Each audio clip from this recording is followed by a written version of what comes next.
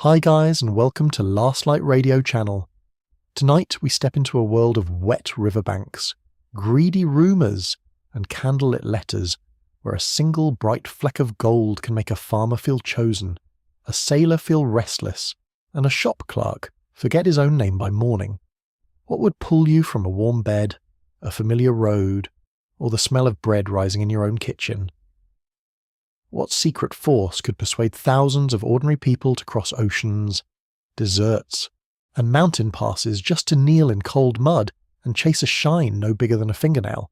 California in the 1850s offers exactly that kind of spell. So, before you settle into the story, take a moment to like the video and subscribe. And while you're here, comment with your location and your local time. Now, dim the lights, and you find yourself standing in a crowded world where news travels faster than caution, and the promise of gold begins as a whisper that touches your ear so softly you almost laugh at it. At first it sounds ridiculous. Someone says a mill worker found gold in a river in the far west. Someone else says the streams there run yellow with wealth. Another man at the dock swears he heard that nuggets lie on the ground, waiting for anyone sober enough to bend down and collect them. That last detail is almost certainly nonsense, but rumour has never required manners, and it definitely does not require accuracy. It only needs hunger. You live in a century that still believes fortune can arrive in a single stroke. A crop can fail in one season. A ship can sink in one storm. A person can lose everything by Tuesday and start dreaming again by Wednesday. So when stories of California begin to drift through taverns, boarding houses, post offices, and harbour fronts, people lean closer. They lower their voices. They repeat every wild claim with the tender care usually reserved for scripture. The words take on a heat of their own. You hear the sound of it everywhere. In city streets, boots strike cobbles while newspaper boys shout fresh reports. In rural towns, wagon wheels rattle past fences as neighbours carry tales from market day. In ports, rigging taps against a mast in the wind while sailors trade gossip between coils of rope that smell of salt and tar. Even in quieter places, the rumour arrives eventually, tucked inside a folded letter or spoken across a store counter while scales weigh flour and sugar. Gold has been found in California. Gold. California. The two words start to cling together until they sound less like a place and more like a promise. There is, of course, a real beginning beneath the exaggeration. In January 1848, gold was discovered at Sutter's Mill in the foothills of the Sierra Nevada. That much is solid history. Yet the scale of the early excitement remains slightly misty, because messages travelled slowly at first, and many people simply did not believe them. Historians still argue over how quickly ordinary Americans grasped what the discovery might mean, because disbelief and excitement moved side by side like stubborn mules. Even President James K. Polk had to publicly confirm the reports later that year before many doubters gave in. Once that happened, the whisper became a roar. You can almost feel the atmosphere changing around you. Men who once spoke calmly now talk with shining eyes and quick hands. Shopkeepers begin watching customers drift away mid-sentence, distracted by some new account from the West. Wives listen with tight mouths while husbands describe rivers and valleys they have never seen. Mothers hear sons say they will only be gone for a season. Which is the 19th century version of trust me. This is a great idea. It rarely is. The smell of ordinary life becomes strangely fragile. Wood smoke curls from chimneys. Soap clings to fresh laundry. Supper cools on tables. Leather boots dry by the door. These familiar things suddenly compete with imaginary scents from California. Wet pine, river water, campfire ash, fresh-turned soil, animal sweat, and the metallic hope that people seem able to smell without ever reaching the place itself. It is remarkable what desire can do to the senses. A person can almost inhale a fantasy. You begin to understand why the stories work so well. The 1850s are not gentle for most people.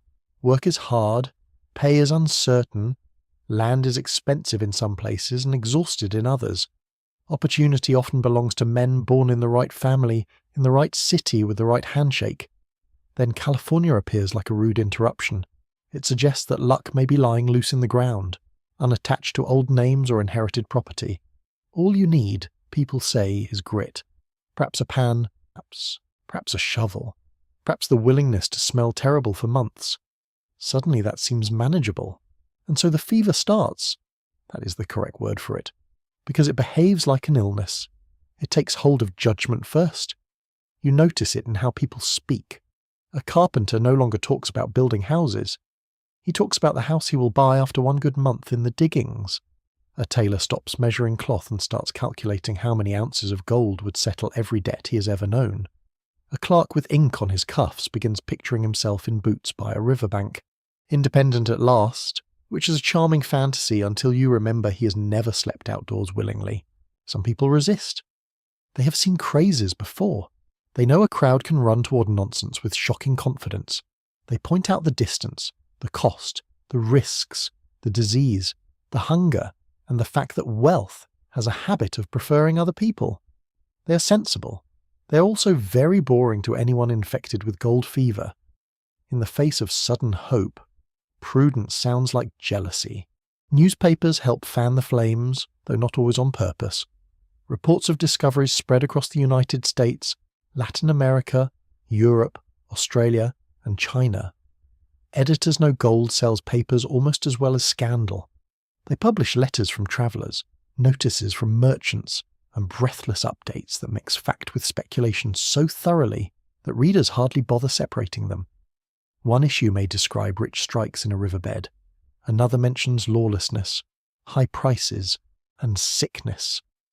Guess which part most readers remember? Not the dysentery, never the dysentery. By 1849, the migration becomes so famous that those who head west are remembered as the 49ers, though many continue arriving well into the 1850s. You're living in the years when the first great rush has not faded but thickened into something more complicated. The easiest gold is already harder to find than the earlier stories suggest, yet the image of easy wealth remains stubbornly alive. That contrast shapes everything. People are lured by outdated dreams into an increasingly demanding reality. It is a very human arrangement. The people drawn by the rush come from everywhere.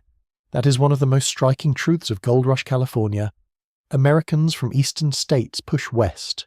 Yes, but so do Mexicans, Chileans, Peruvians, Chinese migrants, French adventurers, Australian sailors, and men from regions that many Americans of the time could barely locate on a map.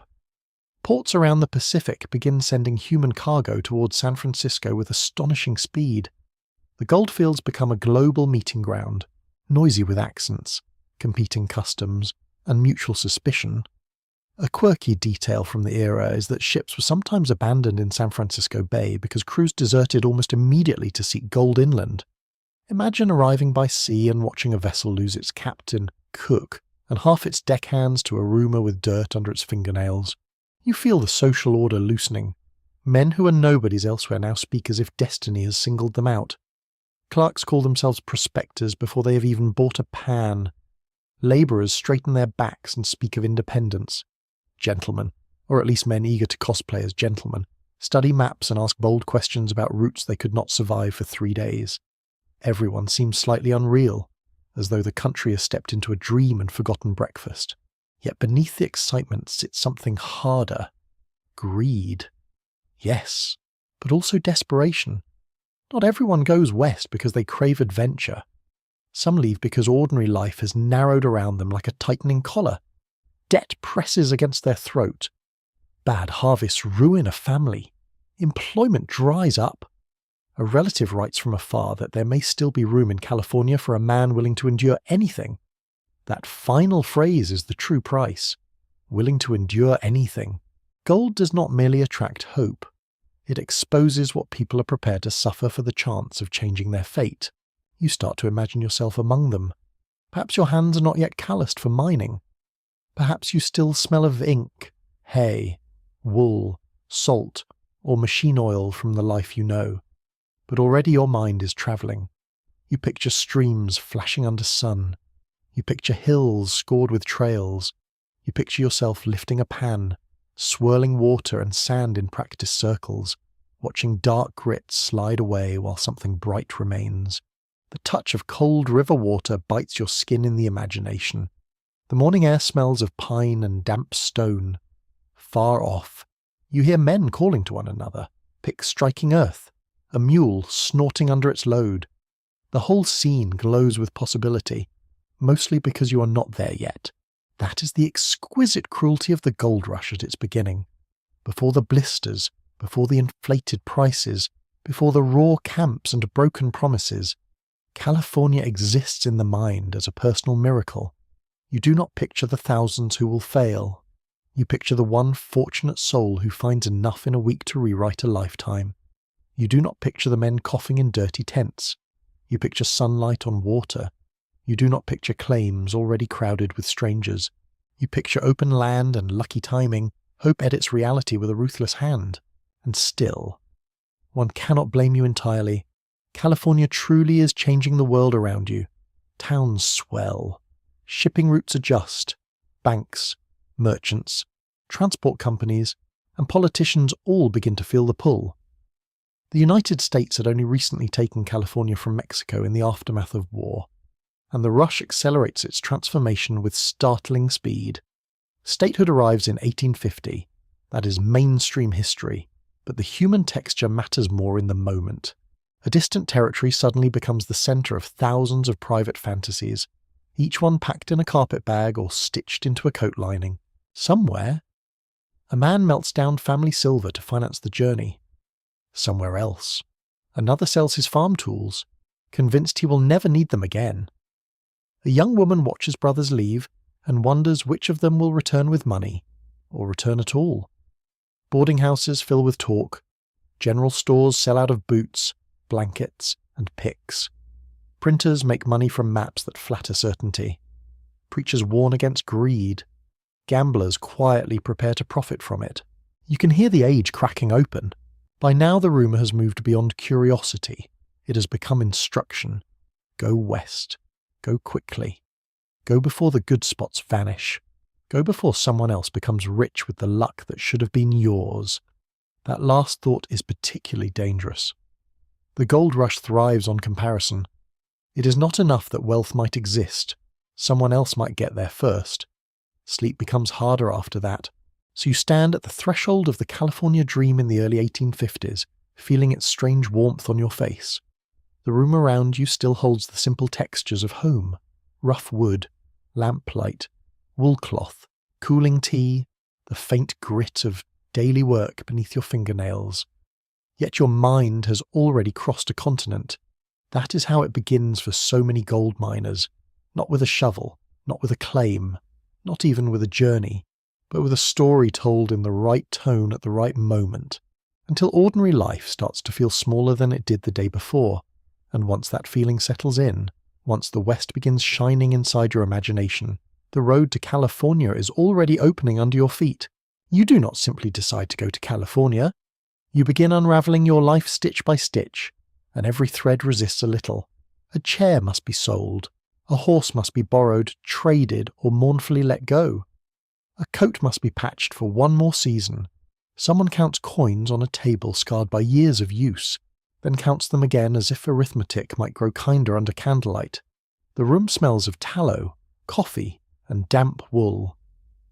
Outside, a wagon creaks past in the dark, and the sound feels like a summons.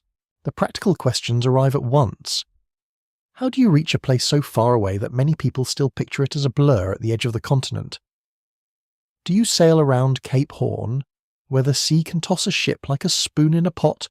Do you cross the Isthmus of Panama, where tropical heat presses against your lungs and disease lurks in the shade? Or do you head overland across plains, deserts, and mountains, trusting oxen, luck, and whatever God has available for emergency use? Each route is famous for suffering. You're merely choosing your flavour. The idea of California sounds bright. The journey sounds damp, dusty, and expensive. Yet departure fever makes even terrible plans look noble. Men who have never packed sensibly in their lives now hold grave discussions about flour, bacon, boots, and waterproof canvas. Boots matter more than grand speeches. This is one of the first lessons. The West may glitter in the mind, but your feet arrive there first, and they complain bitterly. You notice how quickly ordinary goods become charged with meaning. A tin cup is no longer a cup. It is survival. A blanket is not bedding. It is the difference between one more night and a freezing misery that makes you question every choice since infancy. Rope, needles, coffee, soap, axes, pans, knives, heavy shirts, wool socks, dried beans, and iron cookware all pile into lists so long that hope begins to feel very heavy. Some migrants spend lavishly on equipment they do not understand. Others travel too light and pay for it with discomfort almost immediately. Merchants, naturally, are delighted either way. The sounds of preparation are wonderfully unromantic. Hammers knock shut shipping crates. Pen nibs scratch letters of farewell. Saws rasp through boards for wagon repairs. Mules stamp and snort while harness buckles jingle in a yard that smells of mud and animal heat. Somewhere nearby, a mother folds shirts with brisk movements because lingering would lead to tears, and tears would encourage second thoughts. A boarding house owner records unpaid balances in a ledger, already knowing several names will vanish into the horizon without settling them. The whole country seems to be packing itself badly. Some travellers leave from eastern ports for the sea routes. New York, Boston, New Orleans, and other harbours pulse with restless traffic. The docks are thick with tar, salt, fish scales, shouting stevedores, and the sour sweetness of cargo left too long in the sun. Men bound for California crowd onto packet ships, steamers, and any vessel that might inch them westward. Trunks bang against gangplanks. Families cling for one last embrace. Promises spill out in nervous clusters. I will write. I will return in a year. I will come back rich. That last sentence lands with the confidence of a man who has never yet been humbled by a shovel. The Cape Horn route is the longest sea passage. It carries you all the way down around South America, through waters famous for violence. The voyage can take many months, and conditions aboard ship are often cramped, monotonous, and unpleasant in ways that creative language struggles to improve. You sleep among strangers. The air below deck turns stale with sweat, wet wood, unwashed clothes, and bilge. Food is salted, dried, boiled, repeated, and then repeated again with new disappointment. A quirky truth from the era is that some passengers, desperate for diversion during these long sailings, organised shipboard newspapers, mock courts, amateur concerts, and absurd little clubs just to keep despair from chewing through their wits. Human beings will invent a committee anywhere. The sea itself is a moody companion. Some days the ship glides under a mild sky while gulls wheel overhead and the water looks almost polished. On other days, spray lashes your face sharp as thrown gravel, and the deck pitches beneath you with malicious enthusiasm. Ropes groan, sails crack, the hull shudders, you clutch a rail slick with salt and think fondly of solid land, which is always the highest praise available to land. Around Cape Horn, storms can be especially brutal. Ice, wind, and towering waves make the southern oceans feel like an argument between nature and human ambition. Nature usually has the better voice. The Panama route is shorter in theory and chaotic in practice. You sail to the Caribbean side, cross the narrow isthmus, then find another vessel on the Pacific. This sounds efficient until real life enters the room in muddy boots. Panama in the gold rush era is hot, humid, and crowded with hurried travellers, speculators, mule handlers, boatmen, thieves, and disease. The air feels thick enough to drink. Clothing clings to your skin. Mosquitoes whine near your ears with professional dedication. Rivers, jungle tracks, and rough transit arrangements turn the crossing into a humid trial of patience and sanitation. Cholera and other diseases haunt these travel corridors, especially where sanitation is poor and crowds are thick. That is plain historical fact and one of the constant shadows over migration in this period. Not every traveller understands the causes of illness, and because medical ideas remain incomplete and often contradictory. Historians still debate how migrants interpreted outbreaks in real time, since people described disease through fear, rumour, providence, filth, bad air, and simple bad luck all at once. Whatever explanation they preferred, the result was the same. A healthy man at breakfast could be buried by sunset. Yet many still choose Panama because the route seems faster and speed feels like fortune. Every day saved appears to preserve some imagined claim in California. Men rush through ports with the fixed gaze of gamblers approaching a table. They bargain loudly for canoes, mules, guides, baggage handling, and passage onward, usually at prices that would make a calmer person choke. This is another small comedy of the gold rush. People hurry to California to escape being overcharged, only to be overcharged at every stage of the attempt. Then there is the Overland Trail, the epic route through the American interior. This path carries you across a huge moving geography of grass, river, alkali dust, heat, storm, and mountain stone. Wagon trains depart in spring because timing matters cruelly. Leave too late and snow may trap you in the Sierra. Leave too early and grass for the animals may not be ready. Suddenly even the calendar has opinions about your ambition. Overland travel has a rough rhythm. Dawn begins in chill air with the smell of smoke, coffee, damp canvas, and livestock. Men yawn into their hats. Women cinch bonnets and stir kettles. Children blink at a world that has become wheels and dust. Oxen lean into yokes. Harness chains clink. Then the line begins to move with groaning wheels and a low chorus of animal breath. The trail stretches ahead as twin scars across the land, and you follow it because thousands have already pressed it into the earth. The plains can seem vast enough to rearrange your mind. Grass rolls in the wind like water. Larks flicker up from the ground. At night, the stars appear with such cold abundance that you feel very small and oddly comforted by it. Then afternoon arrives with heat, flies, and a broken axle, and the poetry suffers a setback. That is the common pattern. The overland journey offers beauty in one hand and nuisance in the other. River crossings are among the most dreaded moments. Water moves brown and strong, hiding depth and current beneath an innocent surface. Wagons must be ferried, floated, or forced through at risk. Animals panic. Wheels sink. People shout instructions that no one can hear properly over splashing and confusion.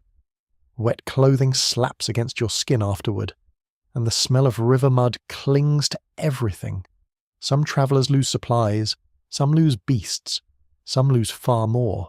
A crossing can turn ordinary progress into grief in the space of a minute. Food on the trail becomes both ordinary and deeply emotional. Flour, bacon, beans, coffee, dried fruit if you're lucky, and the occasional bit of game if someone shoots well enough. Meals are repetitive because repetition is transportable. The taste of dust gets into everything. You chew with grit between your teeth. Water quality is uncertain, and fresh vegetables become a memory discussed almost tenderly. The body misses what the imagination overlooks. It misses green things. It misses softness. It misses not sleeping beside a wheel while something unseen snorts in the dark. And still there are curious pockets of community. Travellers swap remedies, gossip, trail warnings, and baking tricks with a seriousness that once might have been reserved for theology. Someone produces a fiddle one evening, and tired people gather round as if music were medicine. Children chase each other around wagons until called in.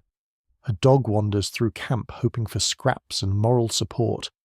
Under the smoke and starlight, strangers become temporary neighbours because isolation would be heavier than company. The route west is not empty wilderness. You pass through lands already known, used, and inhabited by indigenous peoples whose worlds are being strained and damaged by the flood of migrants. This is an essential historical truth.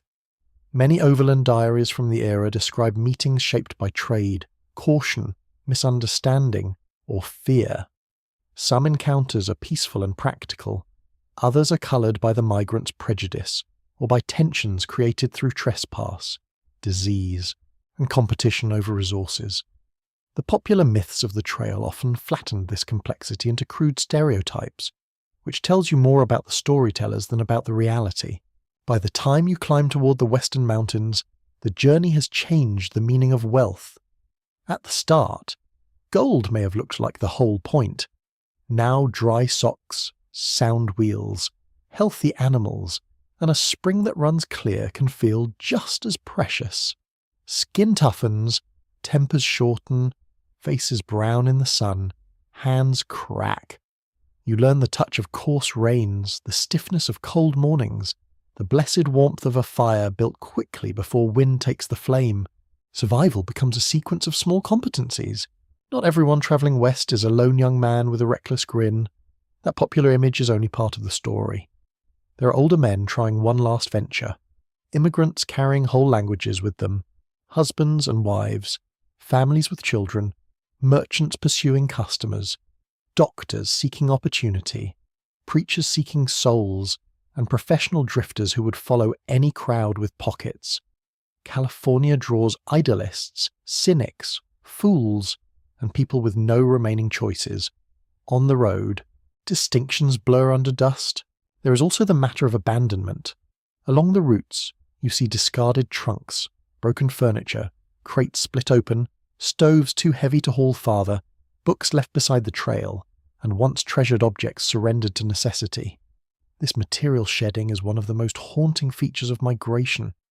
Each item marks a moment when reality beats sentiment. A man may begin the trip with a walnut chair, a spare coat, and 3 cast iron pans, convinced he needs all of them. 2 months later, he would gladly trade the lot for one less hill. As California draws nearer, excitement returns in strange bursts. The light changes, the air shifts, pines replace prairie smells, mountain water cuts colder over your hands, talk in camp revives. Men speculate again about strikes, riverbeds, and how many ounces can really be won in a week. It is charming that fatigue never fully kills fantasy. It merely lets it nap. When you finally near the edge of the gold country, you carry more than baggage. You carry salt in your clothes from ocean spray or white dust in every seam from the trail. You carry the memory of crowded decks, jungle damp, broken wagons, sour bacon, prayerful river crossings, and countless little discomforts that no newspaper ever printed with sufficient respect. You also carry a sharpened understanding. California has already cost you something before you have lifted a single pan.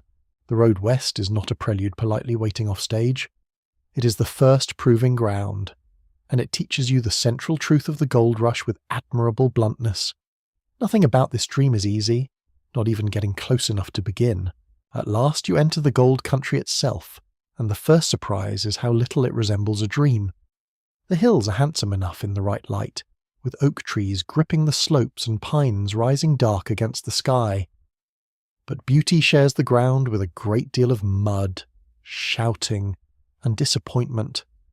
You had perhaps imagined a shining valley where fortune waited in polite silence. Instead, you arrive in a place that smells of wet earth, wood smoke, mule sweat, frying pork, and men who've been too busy hoping to wash properly. The camps appear suddenly and without elegance. A bend in the road brings you to a scatter of canvas tents, brush shelters, rough plank cabins, and half-finished lean-tos crouched beside a stream. Laundry hangs stiff in the breeze. Tin pans glint in weak sunlight. A dog noses through ashes. Somewhere a hammer strikes wood with grim persistence. And from the creek comes the steady splash and scrape of men working gravel. Nothing is arranged for charm. Everything is arranged for urgency. Your boots sink at once. That seems only fair. The path through camp is chopped into ruts by wheels, hooves, and impatient feet. Water stands in shallow puddles the colour of tea. If the weather turns warm, the ground grows sticky and rank. If rain comes, the whole settlement turns to a patient kind of misery. Yet nobody looks surprised. These are people who have agreed, more or less, to live badly in exchange for a chance at sudden riches. Comfort has been demoted. The noise is constant. Picks ring against stone, shovels scrape, men call to one another in English, Spanish, French, Cantonese, and languages you cannot place. A mule brays with the wounded dignity of a creature deeply unimpressed by human ambition. Cards slap on a table outside a tent where a few men have already decided gambling is preferable to mining, which may prove one of the wisest decisions in camp. Metal pans knock together. Water gurgles over rocks. At night the sounds soften but never vanish. Someone coughs. Someone snores. Someone argues under their breath about a claim line measured in tempers rather than inches. Your eyes keep searching for the famous gleam. That is natural. You have crossed a continent or an ocean, perhaps both in spirit, and now you want evidence. You crouch beside a creek where men stand calf-deep in numbing water, swirling gravel in broad, shallow pans. Their motions look practiced and almost graceful from a distance. Up close they are repetitive, cold and hard on the back. Each pan is filled with sand and small stones, shaken and dipped, washed and tilted until lighter material slips away. What remains at the bottom might be nothing, or a few black sands, or a tiny yellow flash that tightens every chest nearby. That flash does happen. Gold is not imaginary. This is important to say because the truth is not that the rush was foolish from start to finish. Gold really was found in California streams, bars, ravines, and hills. Placer mining in the early years could produce remarkable finds, especially for those who arrived early, worked a good spot, or got very lucky. But the first sight of the gold fields teaches you another truth just as quickly. Gold may be real, yet it does not lie around waiting for a stranger with pleasant intentions. You begin to understand the geography of hope. Everyone asks where the good diggings are, and nobody answers plainly unless they are lying, boasting, or leaving. Streams have names carried from mouth to mouth like spells. The American River, the Yuba, the Feather, the Mokelumne, the Tuolumne. River bars and gulches become famous for a week, then crowded, then abandoned, then mysteriously revived by a new rumour. A scrap of information can move men faster than a trumpet call. One day a camp feels crowded beyond reason. The next day half its population has vanished toward a ravine where someone reportedly took out an ounce before breakfast. The look of the miners themselves is another lesson. Many are younger than you expected. Many are older. Nearly all appear roughened by labour, travel, or poor living. Their shirts are faded with sweat and repeated wear. Trousers are patched at the knee and seat. Beards grow where razors have lost the argument. Hands are cracked, nails dark with ground in grit. Hats sag under dust. A few men still carry traces of city habits in their posture or speech. But camp life works quickly on vanity. After a while everyone smells a little like smoke and river water. There is also colour and variety, more than the popular legends often admit. You see Mexican miners with deep practical knowledge of placer methods shaped by earlier mining traditions.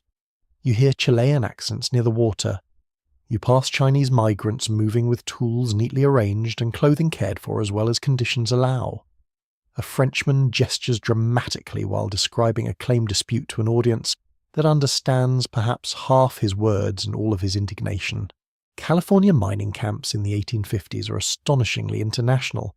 They're also tense places, because diversity under scarcity does not automatically produce harmony. Competition sharpens every difference. The camp stores are among the busiest corners of this rough world. They are part shop, part rumour exchange, part trap for the underprepared. Inside, shelves grown with boots, candles, flour, coffee, bacon, beans, socks, picks, shovels, tobacco, medicine of doubtful value, and luxuries priced as though carried on the backs of angels. The smell is thick with leather, kerosene, tobacco leaf, spilled molasses, and damp wool. A bar of soap can seem oddly precious. Fresh eggs, if any appear, are treated with reverence usually reserved for jewels. One mainstream fact of the mining era is that prices in the goldfields were famously inflated. A man might win a little dust in the creek and lose its value by evening on supper, tools, and shelter. You soon learn that camp architecture is a language of confidence. The newest arrivals often sleep under canvas, brush, or plain optimism. Men who expect to stay longer begin building with logs, split boards, and stolen moments of carpentry. A proper cabin suggests either luck, stubbornness, or a refusal to admit defeat. Roofs leak, floors tilt, smoke refuses the chimney and explores the room instead. Still, a shack with a door can feel almost luxurious after months on the road. The touch of a dry blanket on a raised bunk seems like civilization trying not to laugh. The social order is improvised and therefore fascinating. Some camps attempt rules about claims, boundaries, water use, and mutual behaviour, Others operate on a mixture of precedent, loud voices, and whoever arrived with the larger friends. Notices are posted on boards, trees, or tent walls. Meetings are called. Men vote with grave seriousness on matters that would look absurd anywhere else, such as how many feet of creek bank one person may occupy while standing in freezing water looking miserable. Yet these rules matter, because without them camp life would dissolve into immediate chaos. Sometimes it nearly does. You feel the weather directly here. Morning comes thin and cold, with mist rising off the stream and settling against your sleeves. Metal tools bite your hands. Water numbs your ankles in minutes. By midday, the sun may burn hot enough to draw resin scents from pine and dust from every path. Then evening slides down quickly, and the camp glows with firelight, lanterns, and the red ends of pipes lifted in the dark. The mountains teach you not to trust a single hour to speak for the whole day, for all the roughness. First impressions can still intoxicate. There is a raw energy in the air, a sense that ordinary rules have loosened. A clerk can become a digger, a sailor can become a trader, a farmer can become a gambler, a cook, a blacksmith, or a cautionary tale. California offers reinvention, though it charges heavily for the service. You can feel that possibility moving through camp like heat above a fire. Then there is the matter of claims. This is the pulse beneath everything. Men do not simply work anywhere they please. They mark out spots with stakes, written notices, stones, memory, witnesses, or confidence suspiciously close to theft. A good claim can transform a season. A poor one can consume it. Since formal government authority is often weak or distant in the diggings, local custom becomes law in practice. Historians still argue about how orderly these systems truly were across different camps, because some records describe detailed cooperation, while others reveal improvisation bordering on comedy. Much depended on the people present, the richness of the ground, and whether anyone had slept recently. You watch a few miners pan out the last wash from a bucket. Most find almost nothing worth speaking of. One man lets out a sharp breath and bends closer. In the dark crease of the pan lie several bright flakes, tiny as fish scales, yet powerful enough to change the atmosphere around him. Necks crane, eyes narrow. Admiration and envy arrive together. It is one of the defining feelings of the gold fields, that mixture of hope for yourself and irritation at another man's success. You congratulate him with your mouth and do arithmetic with your heart. The odd details of camp life keep catching your attention. A barber may be working under a canvas awning beside a mule path. A preacher might hold services on a stump while nearby someone cheats at cards with impressive concentration. One camp may contain a circulating library of battered books, another a dancing tent, another a blacksmith's forge whose sparks leap into dusk like restless insects. A wonderfully strange historical tidbit is that some miners carried canaries, fiddles, pet dogs, or even small potted plants into camp, tiny gestures of domestic order in a world otherwise devoted to upheaval. People will decorate discomfort rather than admit it owns them. You also see how fast illusion begins to fray. New arrivals often stride in with shining eyes, clean shirts, and the belief that industry alone guarantees success. A week later, their sleeves are brown at the cuff, their shoulders ache, and their conversation has turned technical in self-defense. They speak of gravel layers, bars, current, bedrock, and where colour showed in the last pan. Language changes when hope meets labour. It grows more precise. The streams themselves hold a stern beauty. Water slides over rounded stones with a ceaseless sound that can soothe you for a moment, before reminding you how much washing remains. Gravel shifts under your boots, cold bites through wool and leather. Sunlight strikes the surface in broken silver patterns. Along the banks lie piles of overturned earth, abandoned pits, cut brush, and the scars of thousands of urgent hands. Nature remains lovely, though increasingly rearranged by greed. You cannot ignore the strain placed on the land. Trees fall for cabins, sluices, fuel, and supports. Riverbanks are dug, scraped, and undermined. Mud clouds water once clear. Animals are driven hard. Camp refuse gathers in ugly corners. The early gold rush begins a long environmental transformation of California, and even in these first rough settlements the signs are visible. Prosperity leaves a mess before it leaves a monument. That may be one of history's less charming habits. What settles over you by the end of these first days is not simple disappointment, and not simple excitement either. It is recognition. The gold fields are real, but they are real in a stubborn material way. They are cold water sawbacks, inflated prices, sharp rivalries, an occasional glitter in a pan. They're crowded with men who arrived chasing legend and stayed because legend had just enough truth to keep them kneeling in the creek one day more. You stand among them now, boots caked, nose full of smoke and mud, ears ringing with tools and voices, and you understand at last that California has not welcomed you into a fairy tale. It has admitted you into a working world where fortune is visible just often enough to keep everyone from walking away. Morning in the diggings begins before you're ready to forgive it. The air is cold enough to sting your nose, and the canvas above you has gathered a thin dampness that touches your cheek when you sit up too quickly. Somewhere outside, a pan clatters against a rock. A mule snorts with theatrical misery. Wood smoke creeps through camp in pale ribbons, carrying the smell of pine, ash, and bacon fat already sputtering in an iron pan. You open your eyes to a world that does not care whether you slept well, and this indifference is one of the most reliable features of mining life. You pull on stiff clothes that never seem fully dry. Your shirt smells faintly of sweat, smoke, and river water. Your boots are worse. Everything you own now appears to have a fine understanding with dust and mud. The touch of cold leather against your fingers is enough to make you wince. Yet there is no time for ceremony. Men are already moving toward the creek, carrying pans, picks, shovels, rocker boxes, or whatever tools their means and optimism have allowed them to acquire. Breakfast is often simple and uninspired, which is a polite way of saying it barely deserves the name.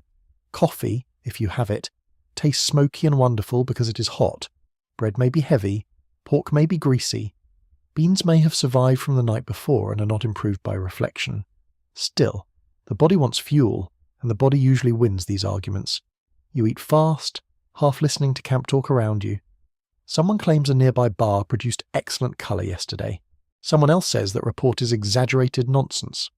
A third man swears his luck is changing because he dreamt of yellow stones. Mining camps are full of geology, mathematics, and superstition, often in the same sentence. Then you head for the water. The stream looks almost peaceful in the early light.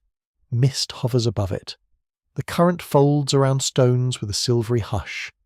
Birds call from the brush. For a moment you could imagine this place as a retreat for poets or fishermen. Then you step in, and the illusion ends at once. The water is shockingly cold. It grips your ankles, then your calves, with a kind of personal insult. Gravel shifts under your boots. Your knees complain. Your back tightens before work even begins. California gold mining, at least in its placer form, is not glamorous labour decorated with sunshine. It is repetitive effort performed in awkward positions while cold water negotiates aggressively with your bones. A basic day of panning begins with gathering pay dirt. That phrase sounds cheerful. But the dirt itself is just gravel, sand, and mud taken from places where gold might have settled. You shovel from crevices, bars, or the edges of the stream, searching especially near bedrock or behind obstacles where heavier particles may have dropped out of the current. Then you fill your pan and kneel or crouch to wash it. The motion is simple to describe and stubborn to master. You dip the pan below the surface and shake it side to side, letting water loosen the lighter material. You tilt and swirl. Pebbles rise, sand shifts, mud turns the water brown. Your wrists learn a rhythm, your fingers numb. Over and over you repeat the movement, carefully shedding lighter gravel while trying not to lose anything dense and promising. The pan grows lighter, yet your shoulders grow heavier. That seems unfair, but gold mining has an advanced degree in unfairness. At first every glint teases you.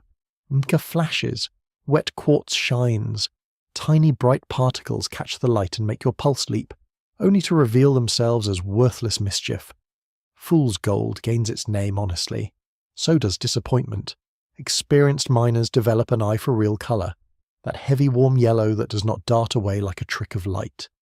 You're still learning, which means your emotions spend much of the day bouncing between excitement and embarrassment. If you do find gold in the pan, it is usually not a dramatic nugget large enough to reorder your biography. More often it is fine dust, a few flakes, perhaps a tiny picker no bigger than a lentil. Real? Yes. Valuable? Yes. Life-changing? Not necessarily.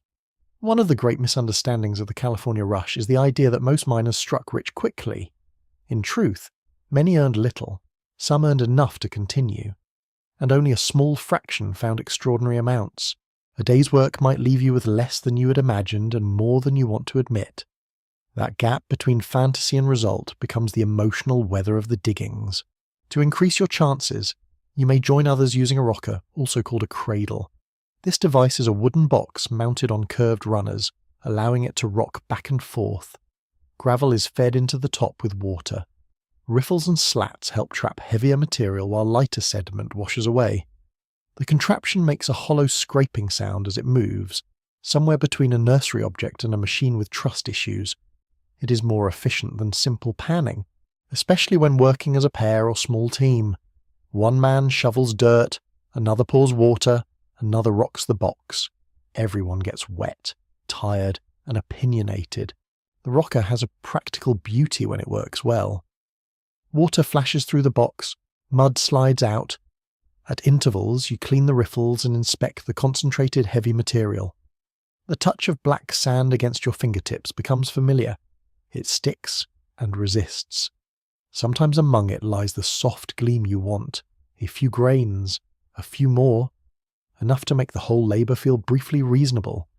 Then you resume, because brief reasonableness is not the same thing as success. Some miners work long toms and sluices where conditions allow. These longer troughs process greater volumes of gravel with running water and riffles, improving output if you have the equipment, manpower, and sight for it. They also increase the scale of labour. More digging, more hauling, more arguments about water rights and claim boundaries.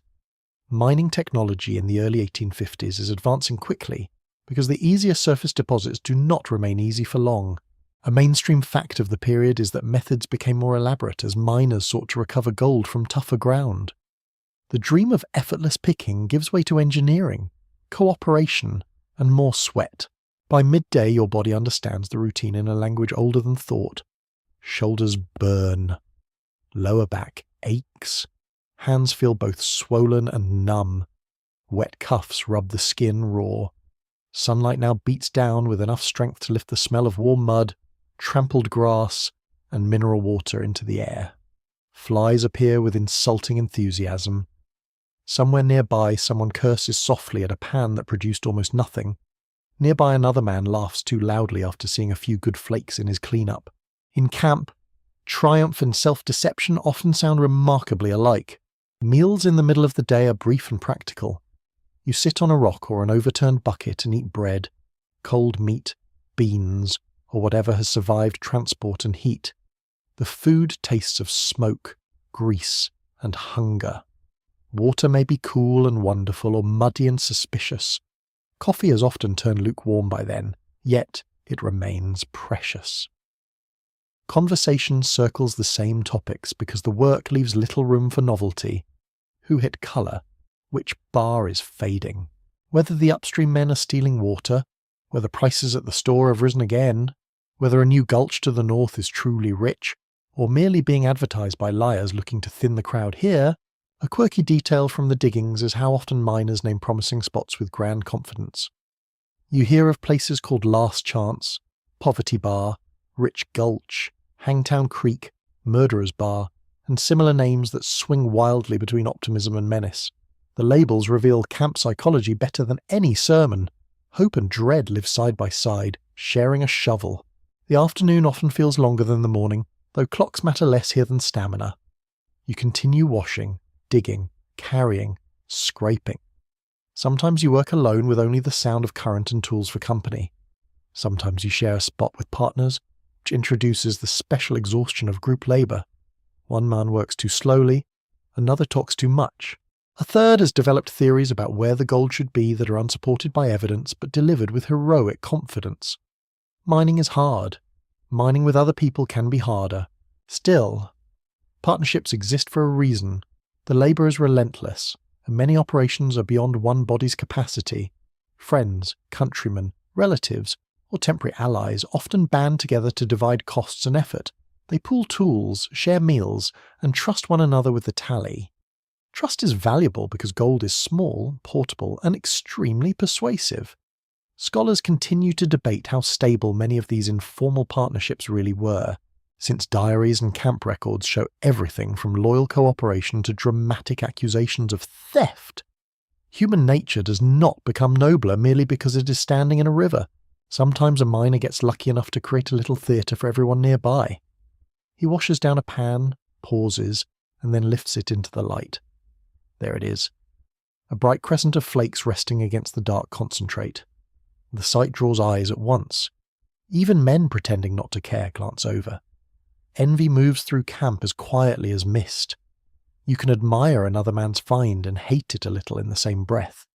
Nobody needs to teach that skill. Gold Rush society develops it naturally. Not every hour is spent in water.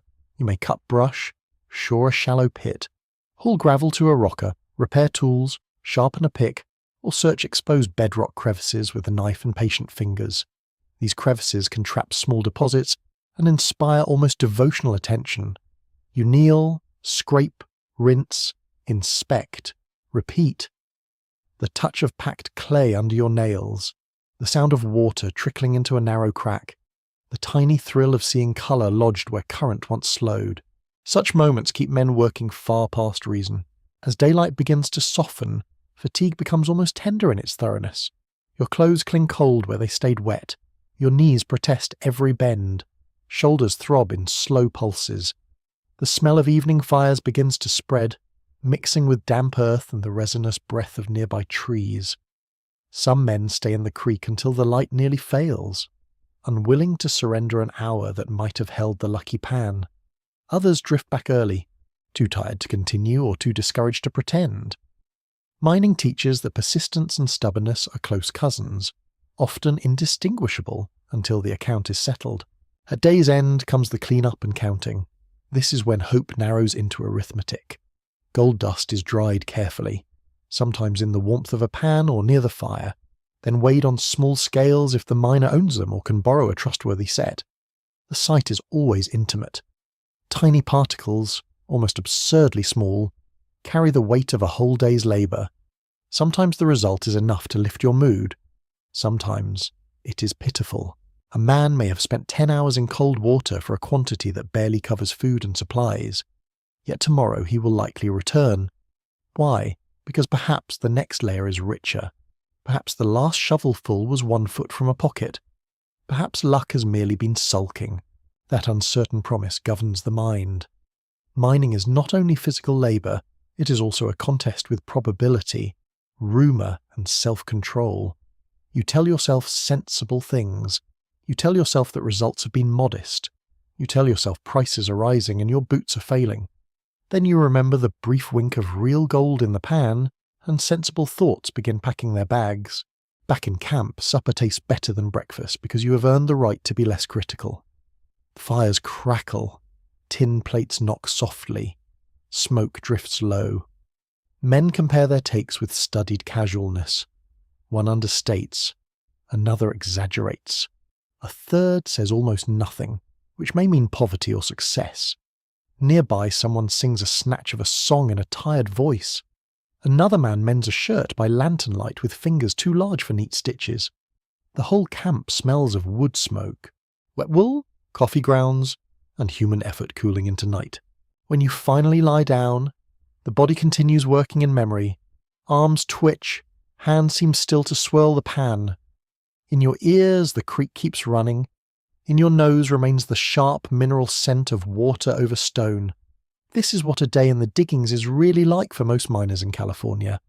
Not a dramatic procession of nuggets and cheers, but a long sequence of cold, repetition, strain, false glints, tiny winnings, and stubborn return, It is labour so ordinary in its rhythm and so extraordinary in its hopes that men endure it day after day, convinced that one more pan, one more trench, one more hour in the stream might finally tilt the balance in their favour. Danger on the frontier rarely knocks first. It slips under the door with a draught, rides in on bad water, settles into the lungs with a winter smoke, or begins as a small pain you hope will pass by morning. The popular version of frontier peril likes dramatic scenes, something with galloping horses, shouting men, and a horizon full of trouble. Real danger is often quieter than that. It lives in a cough that lingers too long, a hand cut while chopping kindling, a kettle of water that never quite reaches cleanliness, or a labour that begins at dusk when the nearest doctor is many miles away and the road is mud. You learn to read the body the way other people read weather. A child's cheeks too bright, a husband moving stiffly after lifting grain, a baby's cry turning weak and thin, your own weariness becoming something heavier, stranger, harder to shake. Women on the frontier became reluctant students of illness because they had no choice. The body was both tool and burden, and when it failed, the whole household tilted. Fever is one of the great terrors. It announces itself with heat in the forehead, glassy eyes, restlessness, thirst, and the uneasy feeling that the room has changed shape. In malarial regions, ague can bring waves of chills and burning heat that leave a person trembling and drenched. You pile blankets on someone who cannot get warm, then strip them away when the heat rises again. The smell of sweat, vinegar, damp cloth, and stale air settles over the sick room. Night stretches. The clock, if you own one, seemed to tick with unusual cruelty. Common diseases on the frontier included dysentery, cholera, typhoid, measles, influenza, pneumonia, tuberculosis, and whooping cough, among many others. Epidemics could move through settlements with terrible efficiency, especially where sanitation was poor and medical help scarce. A contaminated well, a traveller carrying infection, a crowded room during cold weather, and suddenly several homes are keeping vigil at once. Women often nursed the sick while continuing to cook, clean, and comfort children who did not fully understand why the house had gone whisper quiet. Home remedies filled the gap where professional medicine was absent or distrusted. Some remedies were practical, some were hopeful, some were frankly alarming. Herb teas, willow bark, poultices, mustard plasters, onion syrups, honey, goose grease, camphor, castor oil, and endless varieties of tonics passed from hand to hand and generation to generation. A woman might keep dried mint, sage, raspberry leaf, horehound, or boneset near the hearth, ready for brewing. She learned what neighbours swore by, what older women insisted on, and what had once seemed to help. Historians still disagree about how much confidence frontier women placed in these remedies, versus how much they simply used whatever was available, because there was nothing else. Doctors existed, of course, but access varied wildly. Some communities had a trained physician, others relied on whoever had read a medical handbook and owned a decent horse. A doctor might be competent, careless, expensive, drunk, overworked, or all four in shifting combinations. Medical education in the 19th century was uneven, and frontier distances made every weakness in the system feel larger. A woman sending for a doctor was often sending for uncertainty wrapped in a black bag. Pain was ordinary. That may be one of the hardest truths to sit with. Toothaches, back strain, infected fingers, burns, bruises, frostbite, menstrual discomfort, headaches from smoke or hunger, sore joints from cold and labour. Pain moved into the house and stayed for supper. You learned to function alongside it because most tasks would not wait for comfort. A loaf still needed baking, water still needed carrying, children still needed watching. The frontier had very little interest in whether you felt well. Accidents were constant companions. An axe can glance, a horse can kick, a child can tumble into firelight or off a wagon, a kettle can spill and scald, a gun can discharge by mistake, a snake can strike in high grass, a roof can fail under snow. Men were injured in fields, forests, mines, and on the trail, but women faced their own sharp catalogue of hazards in kitchens, yards, wash areas, and birthing rooms. The domestic sphere was not safer merely because society called it feminine. Fire deserves its own special mention because it was useful enough to be welcomed and dangerous enough to be feared. A spark in dry bedding, a tipped lamp, a chimney fire, and a household could be destroyed in minutes. Frontier homes were full of tinder, wood walls, cloth curtains, straw mattresses, papers, grease, shingles.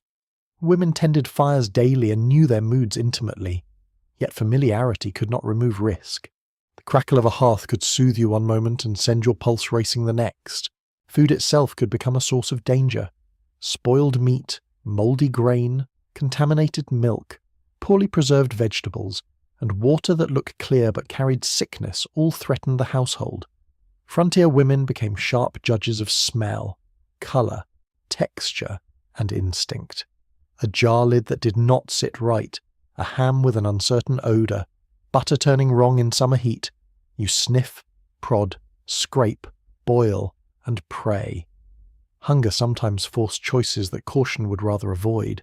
Winter brought one kind of peril, summer another. In winter, cold could settle into walls, lungs, and bones. Frostbite numbed fingers and toes. Roads disappeared. Supplies ran low. Livestock weakened.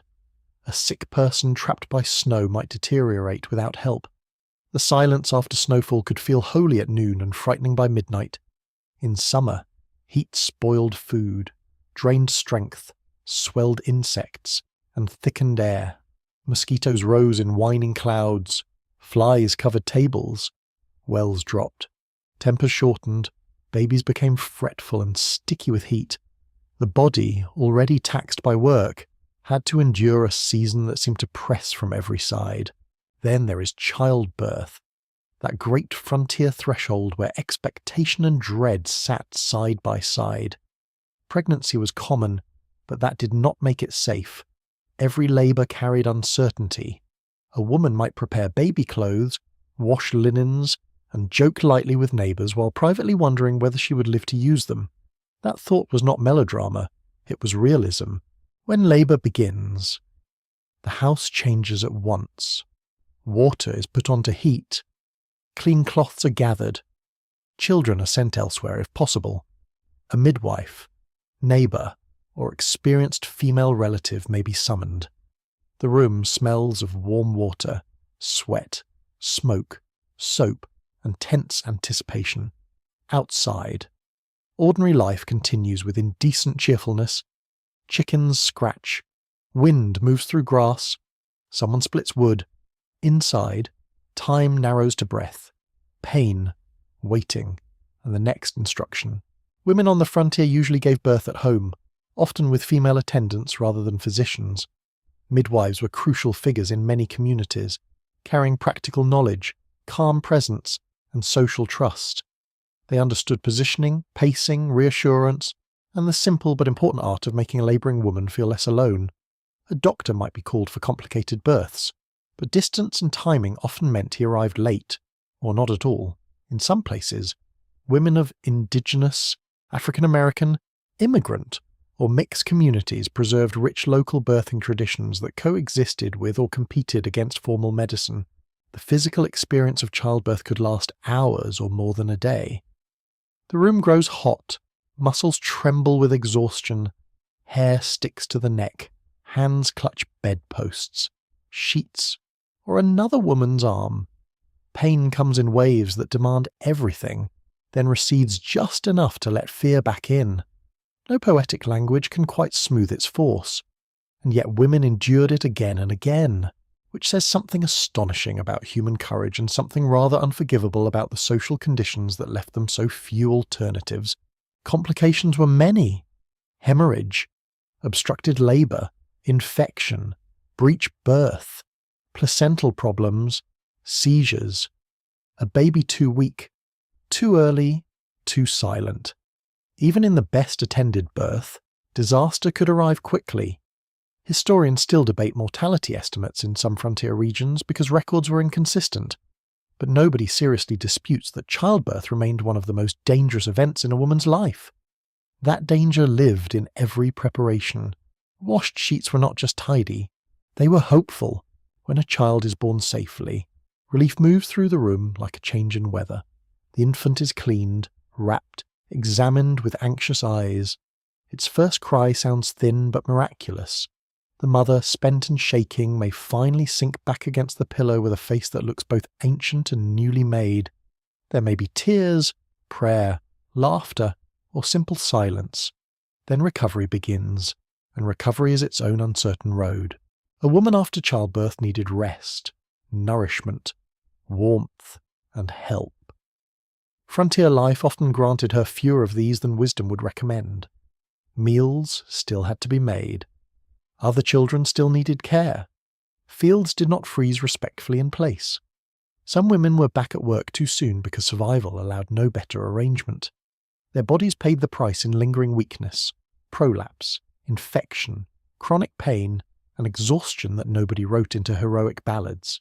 Women also had to manage the fear that followed birth. Was the baby feeding well? Was the bleeding normal? Was that chill a passing chill or something worse? Puerperal fever, now understood as infection related to childbirth, could kill swiftly.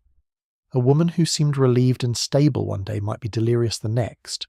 The same bed that welcomed new life could become a vigil place. Few frontier households escaped such stories entirely. Miscarriage and stillbirth, though less often recorded in public ways, were part of the emotional landscape too. Women knew the private grief of hopes interrupted, baby clothes unworn, names unspoken, and a body asked to resume daily tasks while the heart had not caught up. Neighbours might offer comfort, but often the loss was absorbed into the general silence surrounding women's pain. A small grave, if there was one, might sit at the edge of a family plot with a marker plain enough to be missed by strangers. There were dangers beyond illness and birth. Emotional strain mattered, even if people lacked modern language for it. Isolation, repeated grief, overwork, anxious anticipation, and the pressure to remain composed could wear a woman's mind thin. Some women described nervous suffering, sleeplessness, dread, or spells of weeping that frightened them. Others fell into quiet resignation. The frontier admired endurance but offered limited mercy to those who could no longer perform it convincingly. A curious tidbit from old household advice books and memoirs is how often women were told to maintain cheerfulness for the sake of family health, as if a smile could disinfect a wound or lower a fever. This was unfair and, of course, but revealing. Women's emotional labour was treated as medicinal. You were expected not only to nurse bodies but to steady souls, including your own, while facing circumstances that would rattle anyone sensible. And still, amidst all this danger, women built routines of protection.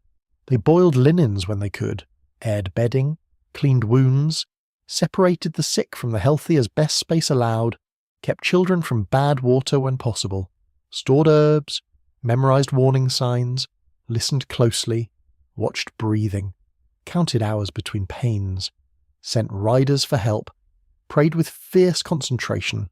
Such actions did not guarantee safety, but they were forms of resistance against a world where death could hide inside ordinary days. The frontier house at night during illness has a special atmosphere. Lamplight wavers on the wall. A spoon clinks softly against a cup. Someone shifts in bed and exhales with effort. The room smells of broth, medicine, damp cloth, and old smoke. Outside, darkness sits heavily over fields or prairie. Inside, a woman keeps watch. Her own eyes burn with fatigue. Her hands are rough and warm. She listens for the next cough, the next cry, the next whisper of need. This, too, was frontier womanhood. Not only labour and homemaking, but the management of danger at its most intimate scale.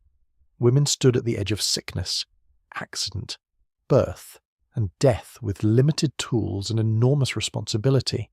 They could not banish peril. No one could. But they learned to meet it with skill, improvisation, tenderness, and a hard-earned composure that deserves more notice than it usually receives. On the frontier, survival was never guaranteed. It was nursed, guarded, and carried forward in tired arms, one uncertain night at a time. No woman survives the frontier entirely by herself, no matter how determined the mythology may be. The lonely cabin on the endless plain makes for a handsome picture, but it leaves out the practical truth that human beings need each other, especially when the baby's coming early, the well bucket rope snaps, the fever rises at midnight, or the bread fails 3 times in one afternoon, and your patience goes out to die behind the woodshed. On the frontier, community is rarely polished. It is improvised, irregular, sometimes nosy, often life-saving. A neighbour may live half a mile away, or 5 miles, or 20. Distance changes the rhythm of companionship. In towns, women might exchange visits with some frequency, carrying news, sewing, or recipes from one doorstep to another. On isolated farms or homesteads, company becomes an event. You listen for wagon wheels' hoof beats, or the bark of a dog announcing arrival. The sound travels through your body before the visitor even reaches the door. Another adult voice, another face. Another person who might understand what it means to keep a household going where everything resists being kept. These visits are rarely idle, even when they appear sociable on the surface. A kettle goes on, chairs are drawn close, someone shells peas, cards wool, patches shirts, or rocks a cradle while talking. The room smells of coffee, bread, damp coats, or summer dust. Hands stay busy. News passes with the work. Who is ill? Who has lost a cow? Who received a letter from the east? Who has planted late? Who has quarrelled with whom? Who may be expecting another baby, though she has not said so aloud. Gossip on the frontier can be sharp, but it is also a communication network stitched out of human curiosity and concern.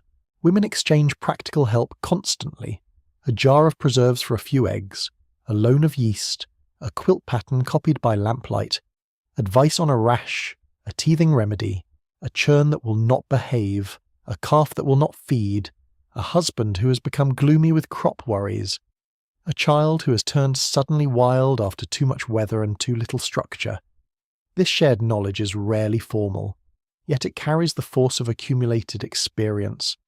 One woman learns by necessity. The next woman learns from her. Midwives stand near the centre of this world of mutual aid. In some communities they are older women with long practical experience rather than formal training. In others, they may be known for particular skill, composure, or a near-legendary ability to arrive in foul weather. When labour begins, people send for the woman who has seen hard births and lived to tell sensible stories about them. She brings more than technique. She brings steadiness. Her hands know how to heat water, direct helpers, soothe panic, judge progress, and decide when trouble is moved beyond the household's control. The midwife's presence changes the atmosphere of a room. She may speak softly or briskly, depending on what the moment requires. She adjusts bedding, checks the mother's condition, gives instructions that nobody argues with, and keeps other women useful instead of frantic. The smell of soap, hot water, and sweat mingles in the air. Candles gutter. Someone wrings out cloths. Someone else prays under her breath. The midwife becomes the calm axis in a space where pain and fear might otherwise spin everyone apart. Her work often continues after the birth.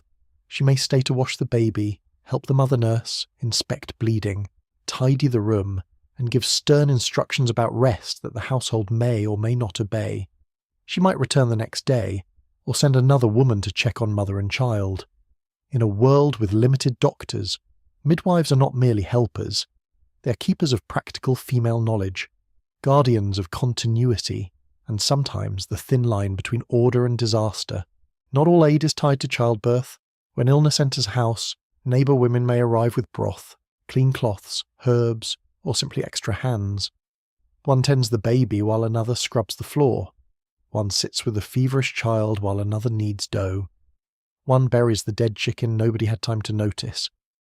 There is a kind of frontier mercy in this. People do not always ask elegantly what you need. They come in, assess the room, and begin doing what is clearly necessary. This help can feel intimate in a way that modern privacy would find almost alarming. Your laundry, your pantry, your babies, your sorrows, your untidy corners, your tired face, all become visible to others. Yet such visibility is the price of support. A neighbour cannot save you from drowning in work while remaining delicately uninformed. Frontier mutual aid often begins with the cheerful destruction of your pretense. Women also gathered for events that mixed labour with sociability.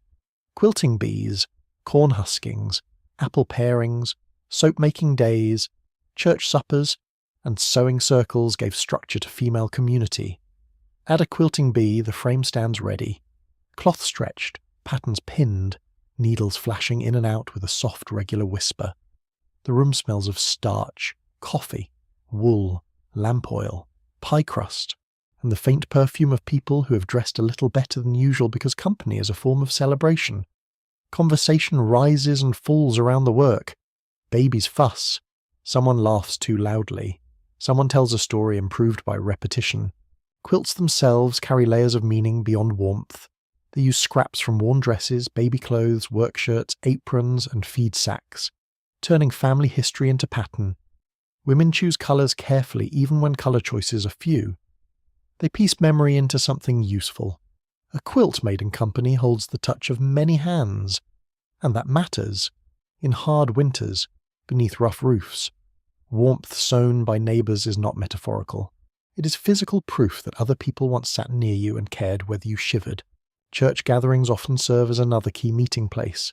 Even women who are not particularly sentimental about organised religion may attend because church offers song, routine, respectable company, and an excuse to wear the good bonnet. Sermons may be long, benches may be hard, children may squirm like eels in stiff shoes. Still, the gathering matters. It creates a rhythm larger than one household.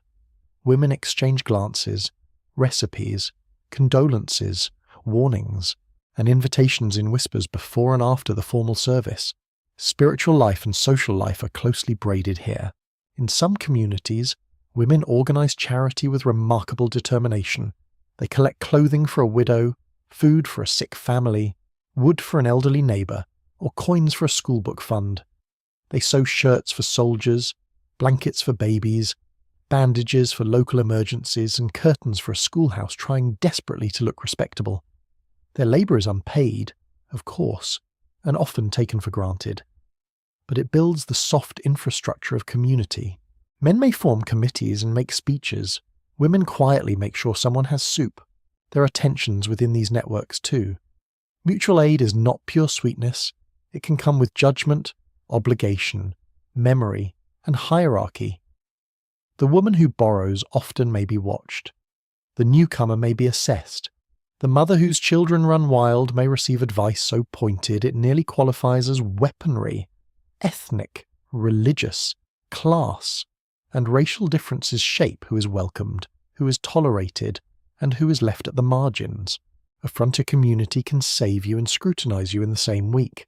Historians still argue over how inclusive these female support systems really were. Some accounts emphasise solidarity among women under hard conditions.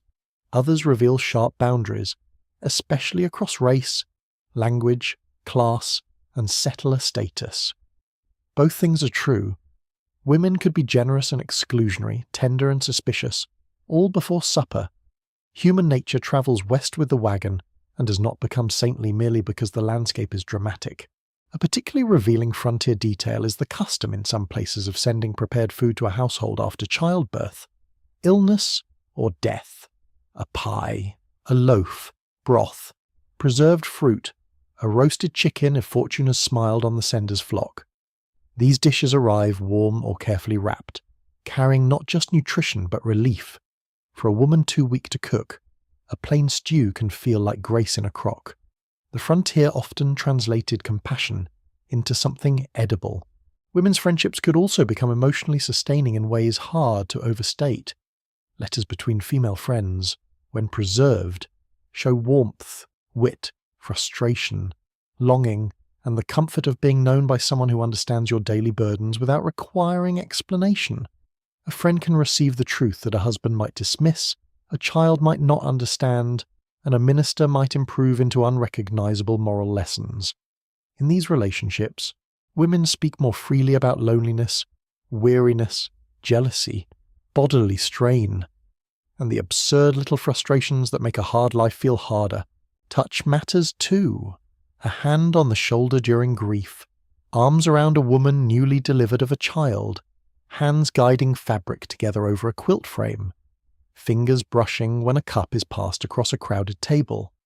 On the frontier, where work is constant and personal space often limited, touch may seem ordinary, yet there is a profound difference between the jostling touch of necessity and the deliberate touch of comfort. Women knew that difference in their bones. Mutual aid could extend across generations.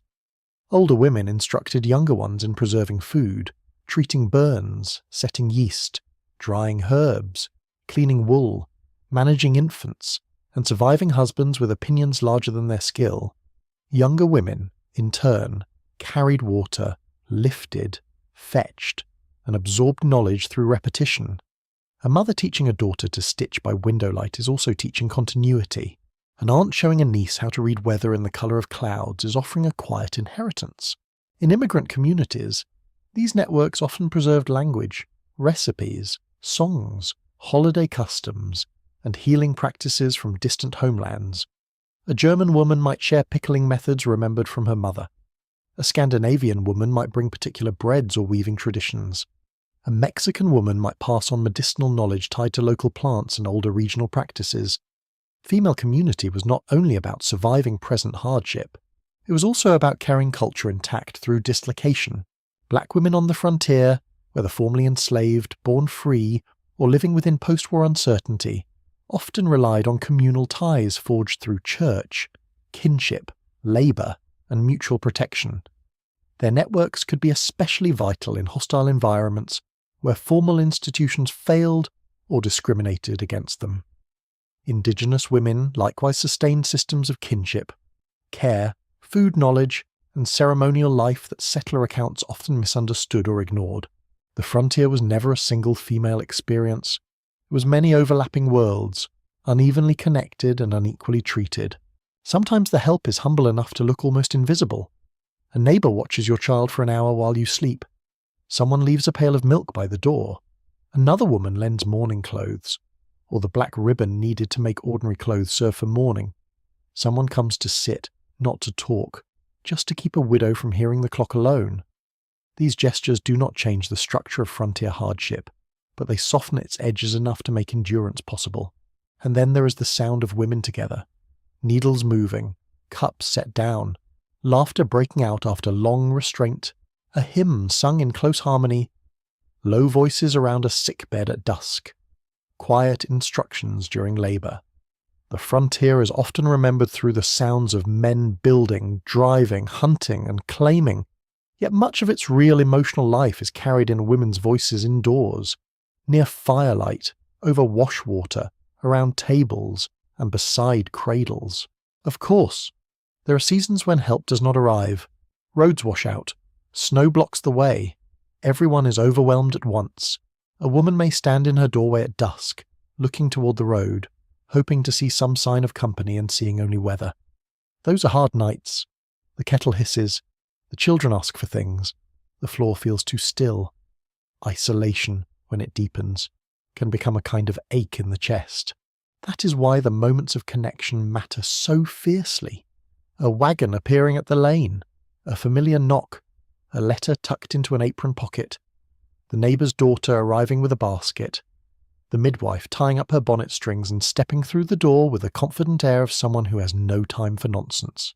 Community on the frontier is not constant, and it is never perfect. But when it comes, it arrives with warmth, noise, practical skill, and the unforgettable relief of not carrying everything alone. Women built these networks through repetition, hospitality, obligation, tenderness, and sheer common sense. They shared tools, knowledge, meals, cloth, labour, and time. They argued, judged, forgave, gossiped, and showed up. They turned distance into connection whenever they could, and in a world that made daily survival demanding enough, that act of showing up was no small thing. It was a form of strength, stitched from many hands, sturdy enough to hold families and settlements together when individual endurance would not have been enough. Money on the frontier has a way of becoming visible in everything. It sits in the patched elbow of a shirt, in the number of jars cooling on a shelf, in the coffee stretched 1 week longer than it should be, and in the tightness around a man's mouth when seed prices rise. For women, money is often handled without being publicly acknowledged. A husband may speak of crops, livestock, freight, or land claims as if these are the real economic matters. Meanwhile, you are quietly deciding whether the household can spare lamp oil, whether the flour can last until the next trip to town, whether eggs should be sold or saved, and whether one more winter can be managed before buying cloth. This kind of authority rarely arrives with ceremony. No one pins a medal on the woman who can turn 6 pounds of meal, a few onions, 2 tired hens, and a crock of sour milk into a week's worth of survival. Yet that woman may be the sharpest financial mind on the property. Frontier households rise or fail not only through large decisions about acreage and markets, but through hundreds of small domestic calculations made close to the stove, the churn, and the pantry shelf. Cash is often scarce. That is one of the defining conditions of frontier life. Land may be plentiful in theory, but theory does not pay for nails, shoes, salt, iron, sugar, lamp wicks, wagon repairs, or school books. A family can possess acres and still feel poor in every daily sense that matters. Women live inside that tension constantly. They know what the house lacks because they are the ones reaching for it. The missing kettle handle, the worn blanket, the empty molasses jar, the child's shoes with the toe giving up on civilization. Barter fills many gaps. Eggs become calico. Butter becomes coffee. A basket of apples becomes lamp oil. A quilt might settle a doctor's bill or help secure credit at a store. Women often stand at the centre of these exchanges because so much household production passes through their hands. They churn the butter, gather the eggs, preserve the fruit, sew the shirts, knit the socks, and raise the chickens that can be turned into trade. The frontier economy is not only a market of fields and wagons, it's also a domestic economy of jars, cloth, thread, and highly personal ingenuity. The trip to town, when it happens, carries the atmosphere of both chance and reckoning. You enter a store with a mental list already arranged by urgency. Flour, salt, kerosene, needles, maybe sugar if fortune has softened. The room smells of leather, tobacco, dry goods, spices, and dust. Barrels line the floor. Shelves hold bolts of cloth, tinware, boots, patent medicines, candy, traps, and objects that seem dazzlingly unnecessary until you have stared at them long enough to imagine a more comfortable life. You touch fabric between your fingers, testing quality, weight, promise. Then comes the harder part, deciding what can actually be bought. Credit is common and dangerous. Frontier families often purchase on account, trusting crops, wages, or livestock sales to settle matters later. This can keep a household running through lean months. It can also tighten around the family like a slow knot. Women knew the stress of store debt intimately, even when their names were not on the ledger. Debt changed menus, clothing choices, social confidence, and sleep. It could turn a casual conversation into a quiet humiliation if a merchant's tone sharpened or a bill remained unpaid too long. Legal rights around property complicate everything. In some places and periods, Married Women's Property Acts gave wives greater control over assets brought into marriage or acquired separately. In others, the husband's legal control remained dominant in practice, whatever the letter of the law suggested. The frontier did not produce one uniform rule. Territory, state, era, and community all mattered. Still, women often influenced property decisions inside the household, even when formal ownership excluded them.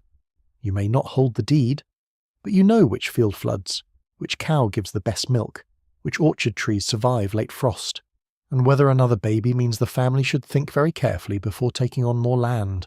Land itself carries emotional weight. It represents security, respectability, inheritance, and proof that the family's hardships are attached to something lasting. Women could be deeply invested in securing land for children, especially sons expected to inherit and daughters expected to marry from a stable home. At the same time, land is expensive to improve. Fences must be built, seed bought, tools repaired, wells dug, houses enlarged. A claim on paper is only the beginning. Real ownership requires labour so relentless that the land can begin to feel less like a blessing and more like a very large mouth that never stops eating effort. Homestead laws and settlement opportunities offered some women unusual openings. Widows and single women in certain circumstances could file claims, manage property, or maintain farms. This did not make their work easy. It simply meant the law occasionally made room for female ownership where older systems had not. A woman who held a claim still needed capital, labour, allies, and stamina. She also needed the social toughness to withstand anyone who believed land looked improper in female hands. Widowhood, in fact, could expose the hidden economic knowledge women had long been carrying. When a husband died, a wife might suddenly have to negotiate with merchants, handle accounts, oversee harvests, manage hired help, contest debts, or protect her children's inheritance. Neighbours sometimes expressed surprise when widows proved highly capable, which is almost funny if you ignore how revealing it is. Of course she was capable. She had been running half the operation all along while people politely pretended otherwise. Inside marriage, women's financial power often lived in the pantry and the henhouse. A careful woman could save a family from disaster by preserving enough food, reducing waste, and producing tradable goods. A poor preserving season could throw winter into question. A thriving flock of hens might mean cash for cloth or medicine. Butter and cheese could become small but steady income. Garden surplus might be sold, bartered, or used to support travellers, boarders, or hired men whose presence brought in money of another kind. These domestic enterprises were not side decorations attached to the real economy. They were the real economy at kitchen scale. Boarding offered another route to income, though it demanded formidable labour. A woman might take in lodgers, travellers, teachers, railroad men, miners, or single labourers, feeding them, washing linens, cleaning rooms, and stretching supplies to cover extra mouths. The smell of frying pork and coffee may greet dawn, followed by boots on the floor, mugs clinking, doors opening, and everyone wanting breakfast immediately because apparently that is how men prefer to begin economic development. Boarding houses could provide valuable income, but they turned private homes into workplaces with very little mercy for the hostess. Women also earned through sewing, laundering, nursing, teaching, midwifery, running small shops, taking in mending, selling baked goods, or assisting in family businesses. Their work might be called helping out, a phrase that has hidden more female labour than almost any other in the language. Yet in many settlements, the difference between failure and stability rested on the money women brought in through these supposedly secondary efforts. A curious frontier tidbit is how often women hid small stores of money from general household use. Coins tucked into sewing baskets, pinned into petticoats, slipped into teacups, hidden in Bible pages, or tucked inside mattresses. This was not always deceit. Sometimes it was prudence. A secret reserve could buy medicine, pay a neighbour, replace a broken shoe, or carry the family through a week when all visible money had gone elsewhere. Housewives have long understood that a household without a reserve is one accident away from panic. Shopping itself could become a moral exercise. What counts as necessity? What counts as indulgence? Is ribbon wasteful if it lifts the spirit through a season of mud and worry? Is store-bought candy frivolous if it delights children at Christmas? Can a woman justify a better shawl if the old one no longer keeps out wind? These questions are not trivial when budgets are thin. They reveal a constant negotiation between material need and human dignity. Women's clothing on the frontier sits right at the edge of this problem. Dresses, aprons, petticoats, stockings, cloaks, bonnets, and shoes wear out under punishing conditions. Fabric is expensive. Ready-made goods may be scarce. So women cut, piece, patch, turn collars, shorten hems, reuse linings, and remake old garments for younger children. A dress may live several lives before it becomes cleaning rag and then quilt filler. The household budget is written in seams. Children intensify every financial question. They need food, clothing, blankets, school supplies if available, and eventually opportunities. Boys may require boots fit for work.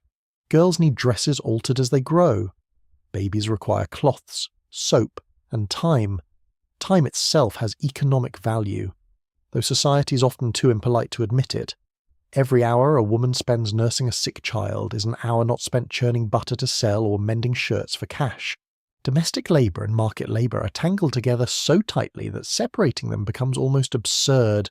Historians still debate how much genuine power these forms of economic influence gave frontier women. Some scholars emphasise their role as household managers and producers who exercised real leverage within family decisions. Others point out that legal dependence, social expectations, and male control over major assets sharply limited that leverage. Both readings capture part of the truth. Power on the frontier was often situational, informal, and uneven. A woman might control food stores but not land titles. She might earn income but not receive full authority over spending it. She might be essential and still be overruled. Race and class shaped these realities profoundly. Black women, indigenous women, Mexican women, immigrant women, poor white women, and women in prosperous merchant or ranching families lived inside different economic systems and constraints. An enslaved woman forced west had no recognized claim to the value of her own labor. A native woman living amid settler expansion might face the erosion of established economies and kin networks. A woman in a thriving town business might handle accounts and customers daily, while a homesteader's wife counted wealth in potatoes, hens, and surviving children. There was never one frontier economy. There were many, intersecting and unequal. In some households, women exerted influence through persuasion rather than formal decision-making. They argued for buying a stove, not another piece of harness. They pushed for schooling over speculative land. They insisted on saving seed, avoiding a risky loan, selling butter at the right moment, or taking in a boarder. Such persuasion could be patient, sharp, strategic, or tearful, depending on temperament and marriage. The frontier taught many women the art of making a decision look as if it had come from somewhere else. Money also shaped status among women themselves. One woman notices another's china, carpet, parlour organ, lace collar, or quantity of sugar at the table. Another notices the clean curtains, the abundance of quilts, the quality of the coffee, the ability to host guests without apology. Domestic displays signalled stability, respectability, and competence. Even where luxury was rare, comparison remained lively. Human beings will rank one another with astonishing creativity given half a chance, and yet material success could be fragile. A hailstorm, illness, fire, failed crop, market slump, or death in the family could undo years of careful household management. That fragility is precisely why women's quiet economies mattered so much. Saved scraps, hidden coins, preserved peaches, rendered lard, extra candles, mended blankets, and a barrel of good flour could steady a family when larger plans collapsed. Prudence was not dullness, it was protection. In the evening, as lamplight falls across the table, you might sit with account books, store receipts, a basket of mending, and a head full of numbers that never seem to rest. The room smells of starch, tallow, paper, and cooling supper. A child sleeps in the corner. Someone coughs from the bedroom. Outside, wind moves through grass or against the fence. Inside, you count. Eggs due tomorrow. Sugar nearly gone. Cloth needed before winter. Doctor perhaps to be paid in butter and cash together. The sums are small by the standards of bankers and large by the standards of your life. This is where hidden power lives. Not in speeches, but in management. Not in public title, but in steady control over the narrow margins that keep a household alive. Frontier women made economies out of scraps, foresight out of worry, and stability out of resources that never felt quite sufficient. They stretched every dollar, every egg, every spoonful of molasses, every yard of cloth. And while history often praised the men who made the frontier, much of that making was funded, protected, and quietly directed by women who understood that survival depended as much on careful keeping as on bold acquisition. The frontier is often told as one story, but it never was. It was a many worlds pressed against each other, sometimes exchanging help, sometimes goods, sometimes glances full of distrust, and sometimes violence that changed whole lives while official records stayed bland and tidy. For women, these encounters could be intimate in a way the larger myths rarely admit. You might meet another woman at a river crossing, at a trading post, near a mission, in a town market, beside a birthing bed, or on a path worn between settlements. her clothing, language, food, gestures, and expectations may differ from yours, yet both of you understand certain things immediately: the weight of water, the urgency of children, the cost of illness, the labour hidden inside a clean room. Settler women moving west often arrived with ideas already formed about indigenous people, black families, Mexican communities, or immigrant groups unlike their own. Those ideas came from sermons, newspapers, family warnings, political speeches, and the tidy confidence of people who had never actually lived together. Real encounters could confirm prejudice, complicate it, or expose its foolishness. A woman expecting danger might instead be handed food, directions, or practical advice. Another expecting friendship might step into a cultural misunderstanding so deep that neither side fully trusted the other afterward. The frontier was full of contact, but contact did not guarantee fairness. For indigenous women, the arrival of settlers often brought disruption long before the settler wife noticed herself as part of the problem. Trails widened, game patterns changed, water sources were contested, military posts appeared, traders altered local economies. Disease travelled through communities with devastating force. Land that had belonged to native nations in lived, remembered, and sacred ways was treated by newcomers as claimable space. Settler women could see themselves as homemakers and mothers, while still benefiting from systems that displaced other women from their homes and kin networks.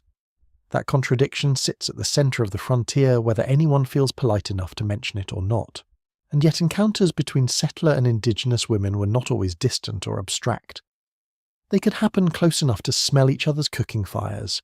A settler woman might trade for moccasins, baskets, beadwork, hides, herbs, or food.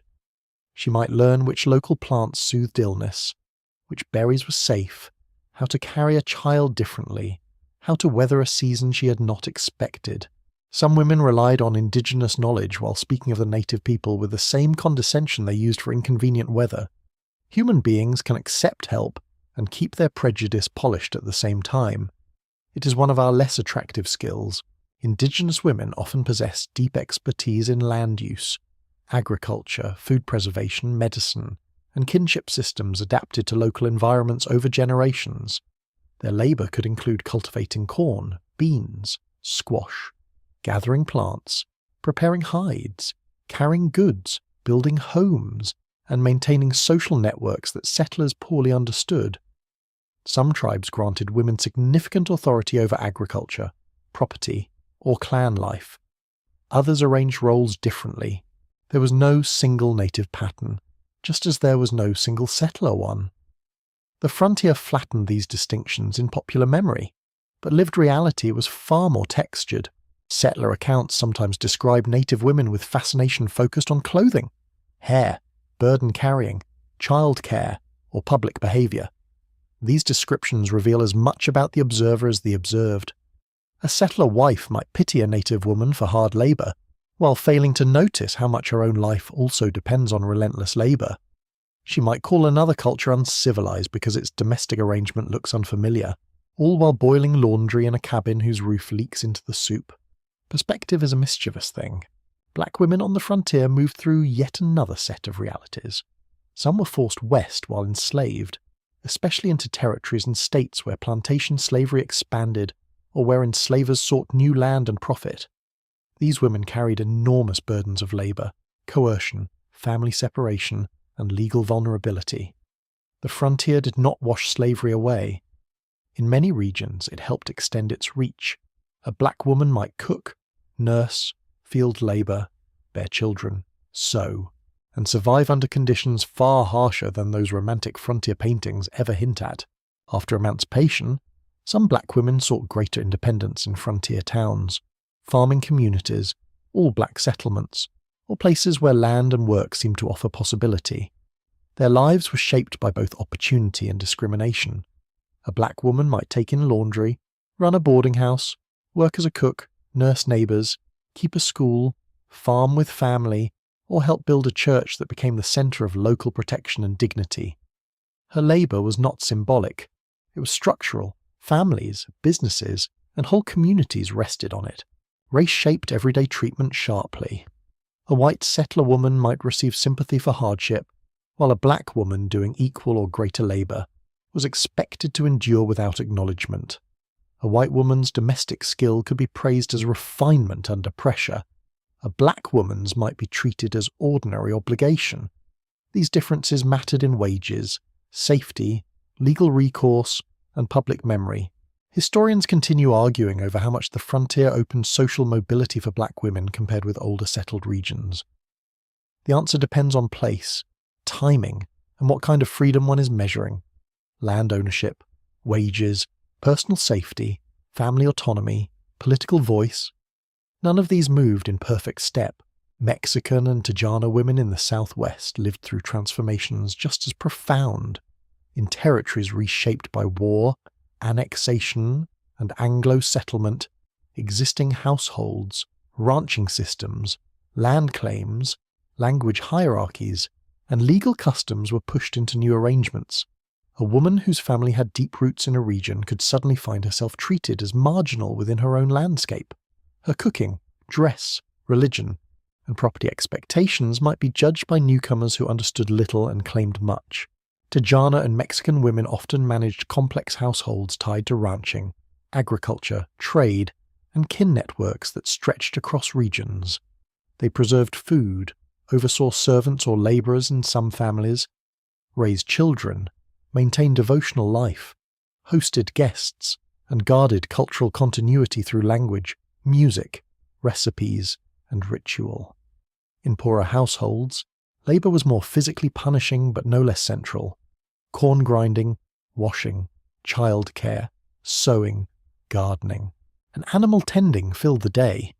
Frontier life in these communities did not begin when Anglo settlers arrived. That is an important correction the older myths rarely bother to make. Immigrant women from Europe added still more variations. German women might bring brewing, sausage making, pickling traditions, and a steady preference for orderly housekeeping. Scandinavian women carried textile traditions, breads, dairy skills, and forms of Lutheran piety into difficult climates. Irish women often arrived through service work, rail towns, domestic labour, or marriage, bringing Catholic rituals, songs, and social habits shaped by hardship and migration. Czech, Polish, Chinese, Jewish, and many other women also shaped frontier life, though some appear in older histories only as faint background figures. In truth, they were there in kitchens, shops, fields, schools, boarding houses, and markets, making places habitable in their own languages and textures. You can often tell cultural worlds apart by sound and smell before you fully grasp them any other way. German spoken quickly over bread dough, Spanish prayers murmured near a candle, a lullaby in a language you do not know, corn tortillas warming on a griddle, cabbage fermenting, coffee dark and strong, soap made differently, herbs hung in unfamiliar bundles, music from a fiddle, a hymn book, a drum, a mandolin, or simply a woman's voice carrying through evening air. The frontier is not silent and uniform. It is layered with accents, recipes, customs, and memories travelling in women's hands. Contact between women could produce cooperation at very practical levels, trading food, assisting at birth, selling woven goods or sewn clothing, sharing childcare for an hour, teaching a newcomer how local weather behaves, pointing out edible plants, explaining which merchant cheats and which one merely looks as though he might. These moments of exchange mattered because women often met at the points where survival was most concrete. Food, cloth, children, illness, and shelter are hard to discuss in grand ideological terms when they require immediate action, but frontier contact also unfolded inside unequal power. A settler woman buying beadwork from an indigenous woman was not meeting her on neutral ground if the settler household occupied recently seized land. A white woman hiring a black washerwoman was not entering a simple sisterhood if race dictated pay, respect, and safety. An English-speaking merchant's wife visiting a Mexican neighbour could enjoy the romance of cultural difference, while supporting legal changes that stripped that neighbour's family of land. Daily kindness did occur, so did everyday participation in larger injustice. The two often lived side by side, Religious missions created another complicated meeting ground for women. Mission schools, churches, and charitable institutions sometimes offered literacy, food, or medical assistance. They also imposed cultural discipline, language loss, moral surveillance, and pressure to abandon older identities. Women were often the targets and the agents of this process. A mission wife might sincerely believe she was helping native or Mexican girls become civilized. The girls themselves might experience this as opportunity, coercion, or both, depending on circumstance. Historians still dispute how much agency women and girls retained within these institutions, especially where records were written mostly by those in charge. A curious detail from some memoirs is how often women judged one another first through domestic signs. How is the baby carried? What is cooking in the pot? Is the floor swept? Are the children tidy? Does the woman look you in the eye? Such judgments can be unfair, but they are revealing. Women on the frontier often assess trustworthiness through household evidence, because household competence could signal whether a person would be useful, safe, or socially intelligible. Domestic life was the language many women knew best, so it became a way of reading strangers. Sometimes friendship crossed expected boundaries. A settler child might grow up remembering a native woman who taught her local plants. A black washerwoman might become the person a white family trusted during sickness. Despite the family's public prejudices, a Mexican neighbor might stand beside an Anglo woman in childbirth because no one else could arrive in time. Such relationships did not erase unequal systems, but they did create personal bonds that complicated neat categories. History's full of these small, stubborn knots. Sometimes fear crossed those boundaries more quickly. Rumours of raids, theft, kidnapping, uprising, crime, or contamination often moved through women's conversation with special force because women were so often made guardians of children and domestic safety. Not all rumours were false, but many were exaggerated, distorted, or shaped by racial panic. Women both transmitted and suffered from this atmosphere. A frightened mother may repeat a story because it feels protective, even when the story feeds larger injustice. Clothing offers another revealing point of encounter. Settler women might adopt moccasins for comfort, shawls for climate, or local sewing methods for practicality while still mocking the people from whom these useful forms came. Immigrant women held onto aprons, kerchief styles, embroidery motifs, and church dress that signalled belonging. Indigenous and Mexican women used beadwork, weaving, silver, or colour in ways settlers sometimes exoticized without understanding. Dress on the frontier was never just cloth. It was identity, labour, adaptation, and sometimes argument. Children often moved more easily across cultural lines than the adults did. They learned play, food preferences, bits of a language, and local habits through proximity. Mothers watch this with mixed feelings. Curiosity can look charming until it threatens a boundary society once guarded. A child who likes another family's food, songs, or games is simply being human. Adults then arrive to explain why humanity must become categorized again. At times, women acted as cultural translators quite literally. They interpreted language, customs, and expectations between traders, officials, families, and communities. This role could bring respect, suspicion, or danger. A woman who can move between worlds is useful. She is also often mistrusted by those who prefer sharper lines. Her knowledge has value because borders exist, but that same value can make others uneasy. What becomes clear, when you look closely, is that frontier womanhood cannot be reduced to one face, one kitchen, one religion, or one set of hopes. It included settler wives chasing land security, native women defending continuity under pressure, black women building lives through and beyond bondage, Mexican women holding family and culture amid political upheaval, and immigrant women remaking old worlds in new soil. These lives touched one another constantly, though not equally and not always kindly. In the hush of evening, smoke rising from several homes at once, you can almost sense these neighbouring worlds through their traces.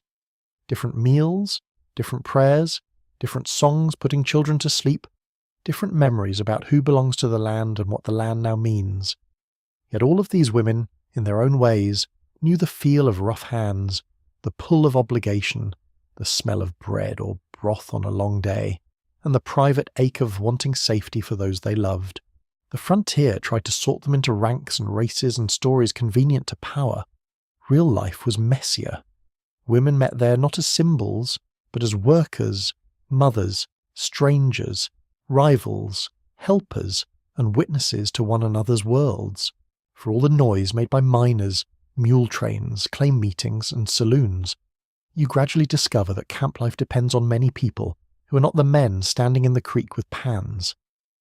The popular story of California Gold likes a solitary figure in boots, hat low, eyes fixed on the water, as though history were built by one tired fellow and his shovel. Real life is less flattering and far more crowded.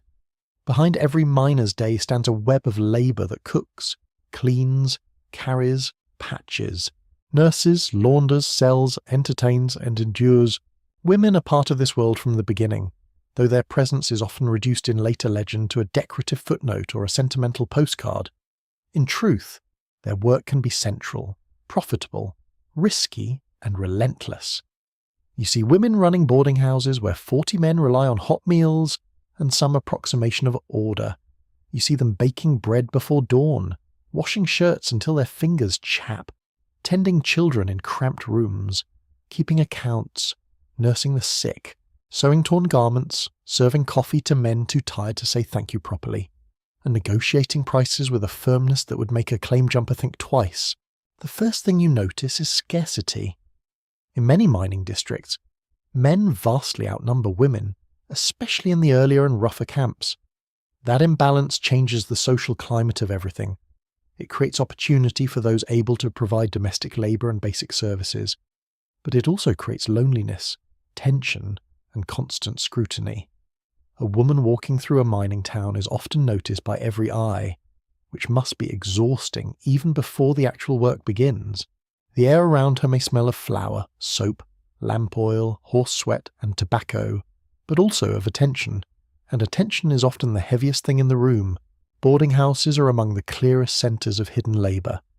From the outside, one may look like a simple structure of boards and canvas, smoke lifting from its stovepipe, boots lined at the porch, perhaps a kettle steaming near the door. Inside, it is a machine of constant motion.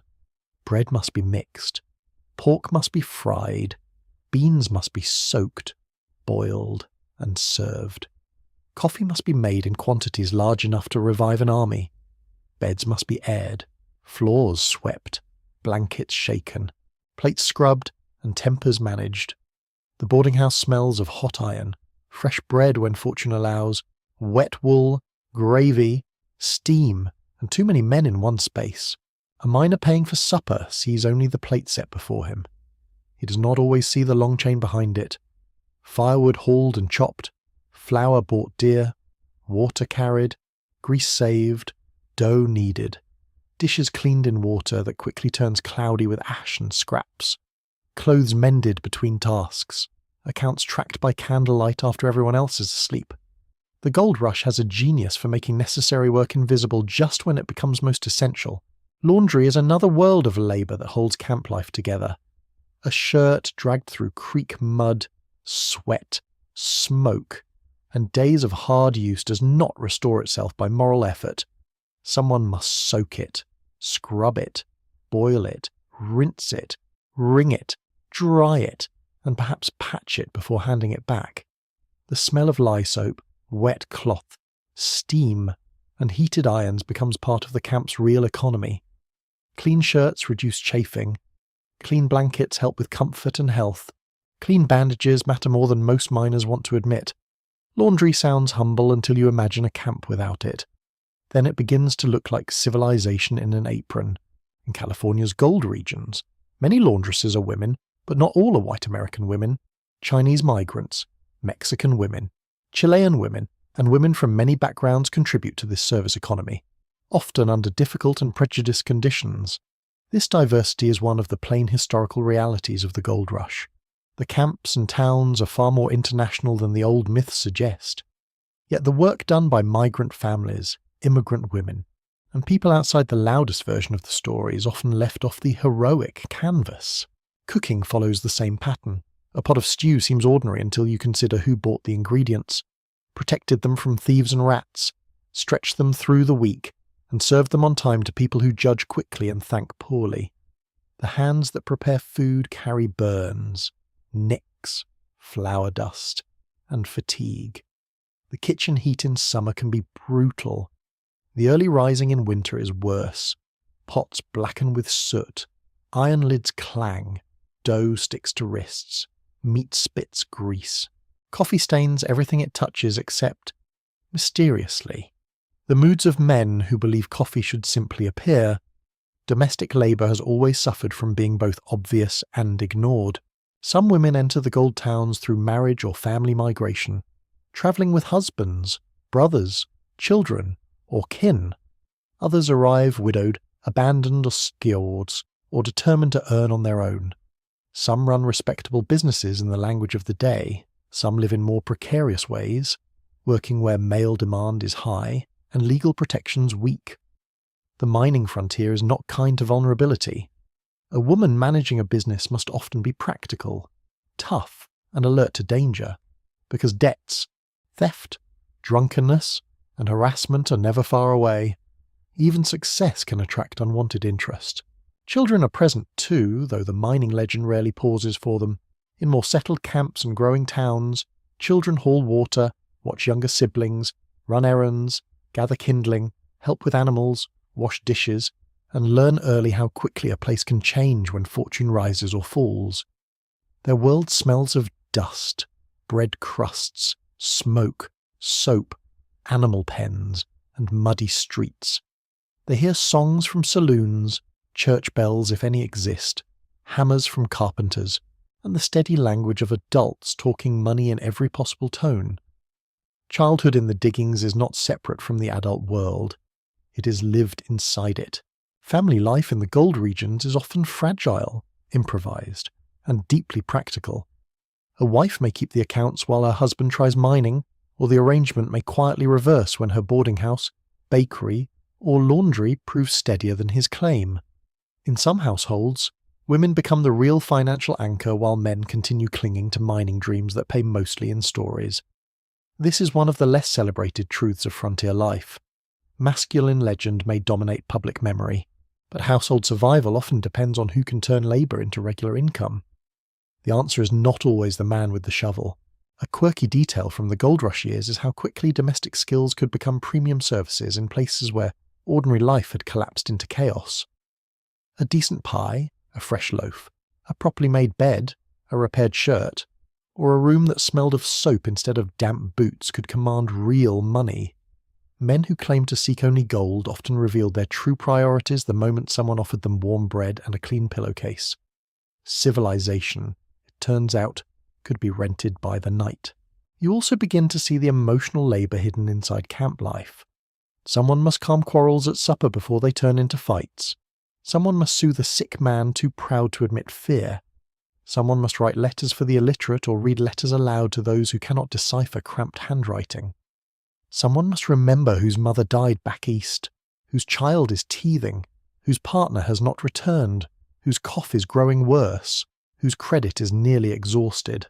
These quiet acts of attention rarely appear in the grand narrative of the gold rush. Yet without them, camp society would feel even harsher than it already does. Women's work in the gold country can also blur into public roles that later history misfiles or forgets. Innkeepers, business owners, property holders, entertainers, shop assistants, cooks, seamstresses, and healers all shape the life of towns and camps. Some make substantial profits. Others scrape by. A few become locally famous. Many more remain known only to the people who depended on them daily. Historians still debate how far we can generalize from surviving records, because the documentary trail favours those who owned property, left letters, or drew official notice. Much ordinary female labour disappears into account books, census lines, and the memory of men who took service for granted. Entertainers occupy another curious place in the social world of the diggings.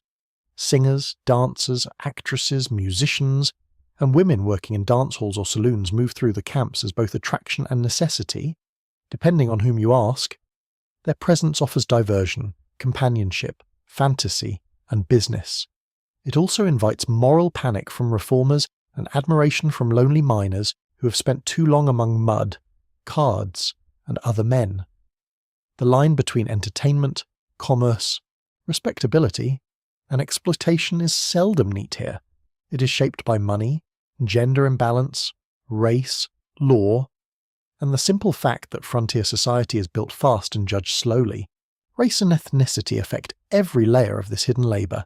Chinese communities in particular play major roles in cooking, laundry, gardening, small trade, and service work, even while facing violent prejudice, discriminatory taxes, and exclusion. Mexican and Chilean families bring knowledge, labour, and commercial skill shaped by earlier mining traditions. Native women and men are present too, though often under conditions of displacement, coercion, or marginalization as the rush disrupts indigenous communities and territories. California's gold economy is never only the story of Anglo-American miners. It is built from many hands, often unequally valued. The atmosphere of a more settled mining town reveals this hidden structure clearly if you know where to look. Not just the creek and the claim posts, but the bakery window fogged by heat, the wash line stiff with shirts in mountain air, the child carrying a pail twice too big for comfort, the boarding house porch where boots wait in a neat row at dusk, the lamplight over a ledger as someone calculates flour costs and unpaid meals, the smell of yeast, onions, soap, wet cotton, and coal smoke rising behind the public noise of saloons and blacksmiths. Real community is made there, in the tasks that repeat whether or not anyone finds gold.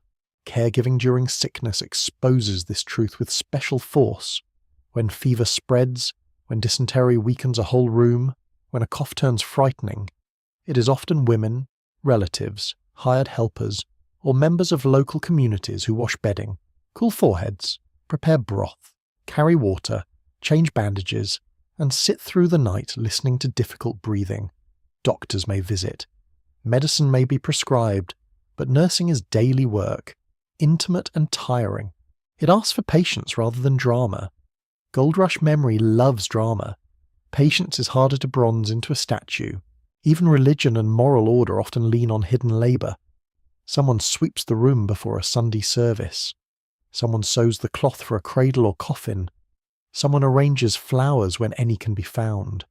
Someone keeps a child quiet during prayer, bakes food for a communal meal, or prepares garments for burial. Life in the camps is raw enough that these acts matter intensely. They create moments when the place feels less like a temporary scramble and more like a human settlement.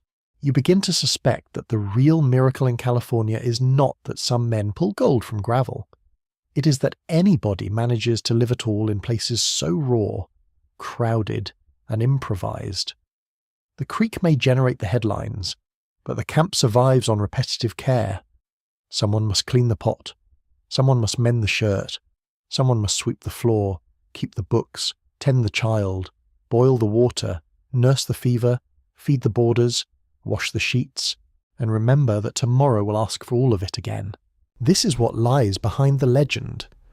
Not only prospectors with dreams of striking rich, but women, families, migrants, servants, wives, widows, laundresses, cooks, children, and small business keepers whose labour makes the gold country livable enough for the dream to continue.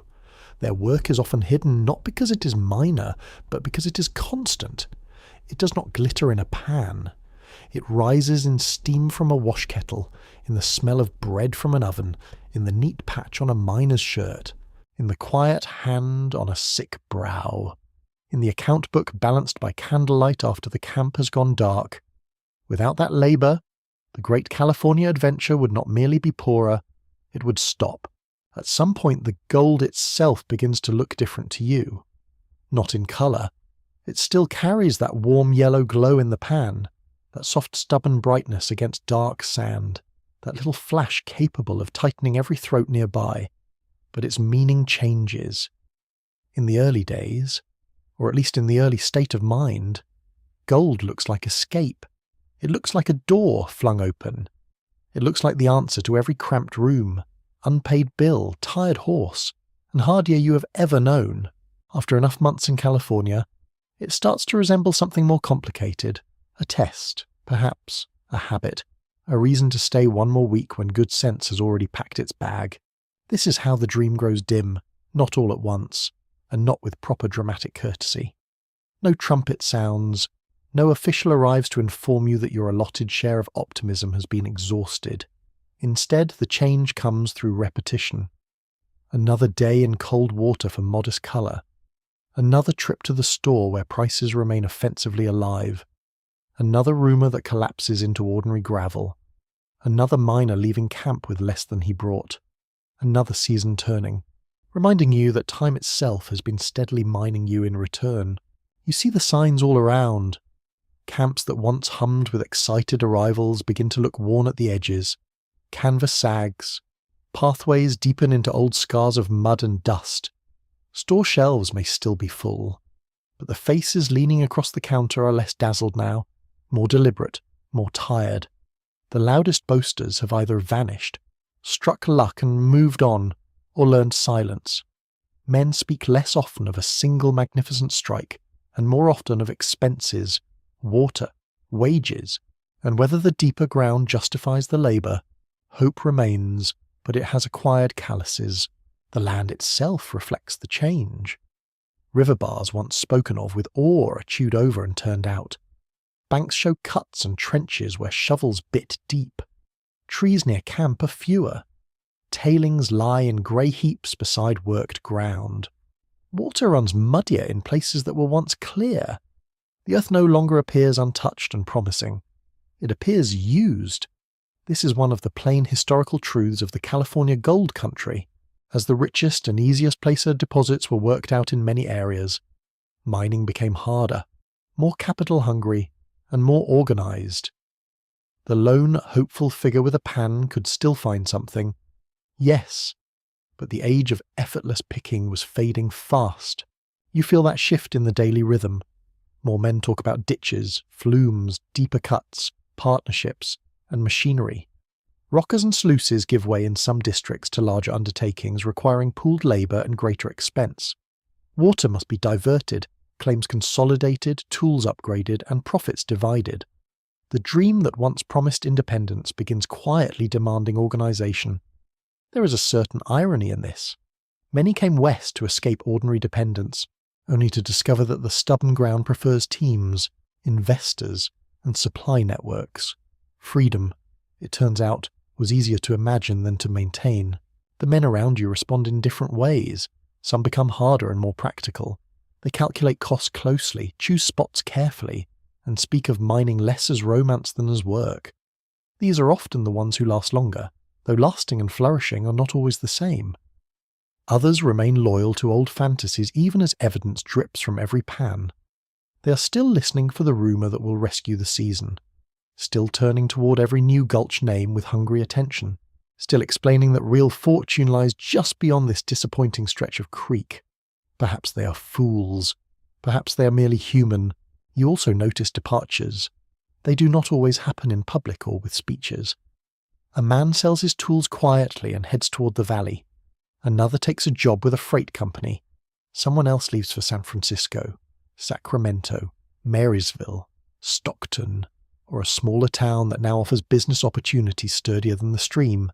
A former miner opens a shop, hires himself out as a carpenter, tends bar, drives a wagon, cuts timber, runs a ferry, or starts farming in one of the valleys being drawn into California's rapidly changing economy. This is a major truth hidden beneath the old glittering image. Many who did not find gold directly still became part of California's growth by settling into other work. Statehood, expanding trade, town building, roads, farms, steamship routes, and commercial networks all reshape the place around you. California in the 1850s is not simply a field of scattered tents anymore. It is becoming a state in motion, rough and unequal, yet unmistakably more fixed than the first fevered rush. Stores gain proper fronts. Streets appear where paths used to wander. Courthouses, churches, schools, and newspapers take root. Property values, taxes, and lawsuits begin to matter in ways that feel suspiciously like civilization returning with a clipboard. gold made the door, settlement keeps walking through it. Not everyone can or wants to adapt. Some men truly do return home, though home itself may have shifted in their absence. A few go back with decent earnings, enough to buy land, pay debts, marry, or open a business elsewhere. Others return with little to show except a worn body, stories polished by necessity, and a new understanding of how expensive hope can be. There are also those who never quite leave California, but never quite settle either. They drift from district to district, following rumours into thinner and thinner promises. Camps become towns, towns become routine, and still they seek the next opening where luck might finally apologise. A quirky and slightly sad detail from the era is how often men kept bits of poor equipment long after it made economic sense, as though a battered pan, a cracked shovel handle, or a worn poke sack contained the remains of the dream itself. Objects gather feeling in hard places. A man may sell a mule, a blanket, or his last good boots, but hesitate over a pan that has yielded almost nothing. To give it up feels too much like admitting the whole chase has closed. The emotional weather of this period is difficult to name because it is not simple despair. Many miners are not broken in some theatrical frontier way. They are simply altered. Their laughter is drier, their faces are older, their expectations have been planned down to a workable shape. A good day's take pleases them, but it no longer convinces them that heaven has signed a contract. They understand prices, luck, and bodily limits too well for that. Historians still argue about how ordinary miners describe their own disappointment, because letters home often soften failure, while diaries can sharpen it. Pride edits memory carefully.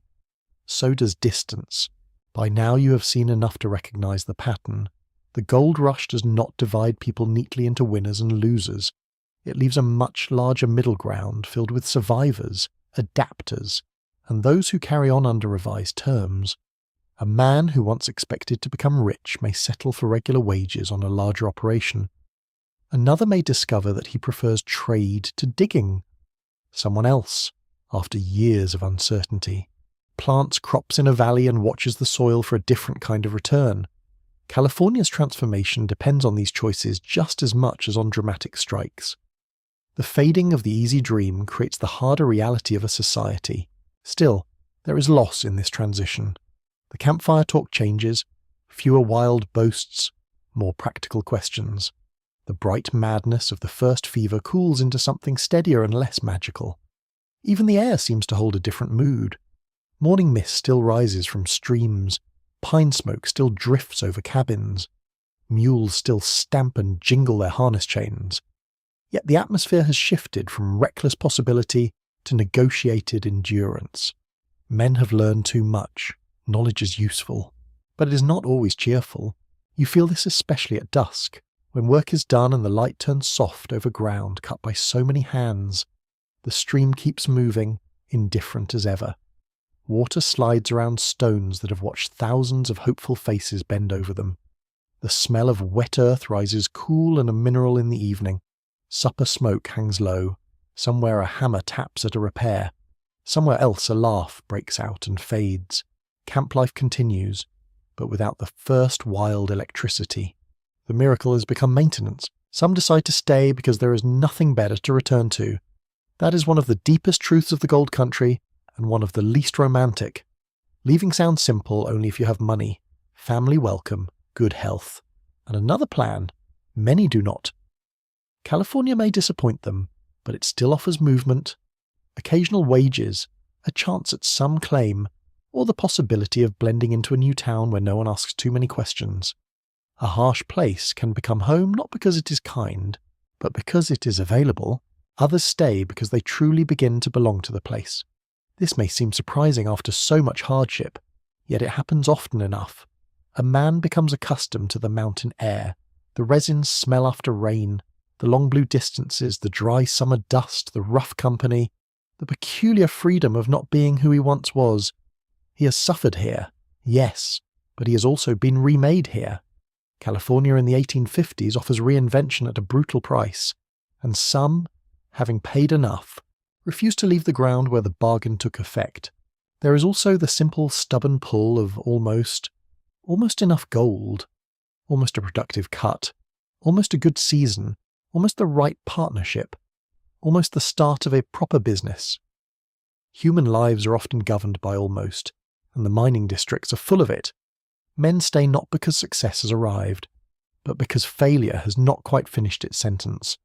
The pan still gives a little colour, the trader still offers short credit, the weather still allows work, the body still rises in the morning. Almost is sometimes all it takes. As the dream dims, California itself keeps brightening in other ways. Agricultural valleys expand, ports grow busier, town lots become worth disputing, merchants invest, roads improve in places, laws multiply, families arrive in greater numbers, the economy broadens beyond gold, though gold remains its great rude engine. You can feel a society thickening around the camps, drawing labour and ambition into forms that no longer depend entirely on a lucky pan in a cold creek. The great irony is that the fading of one fantasy helps create a more durable reality. Yet on some evenings, when the light hits the water just so, the old feeling returns for a moment. The stream glows, the stones shine with false and true glints alike. A miner bends, washes, lifts the pan, and everyone nearby pauses with that old involuntary hunger. There it is again. The possibility. Small, ridiculous, immortal. You would think hardship had cured it by now. It has not. Hardship merely teaches the feeling to live in smaller rooms. So the question becomes not whether the dream was false, but what it made of you. Did it strip you down to labour and appetite? Did it teach you trade, caution, endurance, or compromise? Did it leave you poorer in coin, but richer in hard knowledge? Did it pull you into California's making, whether as miner, merchant, farmer, cook, teamster, or one more anonymous figure helping turn raw camps into a state? Gold may not have given you the life first imagined.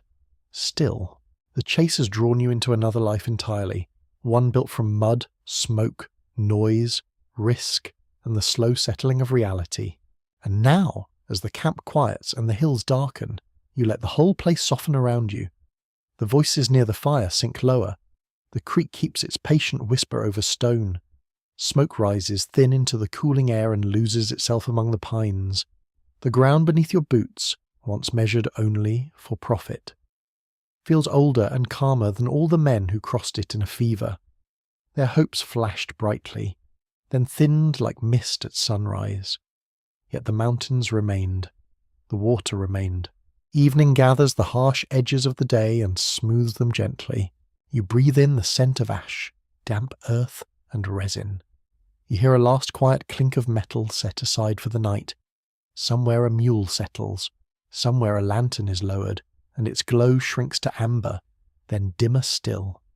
The sky above the ridges grows deep and wide, holding the camp in a softer darkness. The gold no longer dazzles the way it once did. It glimmers more faintly now, like a thought half remembered, like a promise that was never fully yours and yet somehow changed you all the same. You sit with that feeling without resisting it. The ambition, the ache, the hunger, the long road, the cold water, the smoke in your clothes, the weight of small hopes carried day after day. All of it can loosen now. The camp need not explain itself any further. The stories settle, the tools rest. The rough voices fade into the night air until they sound almost tender.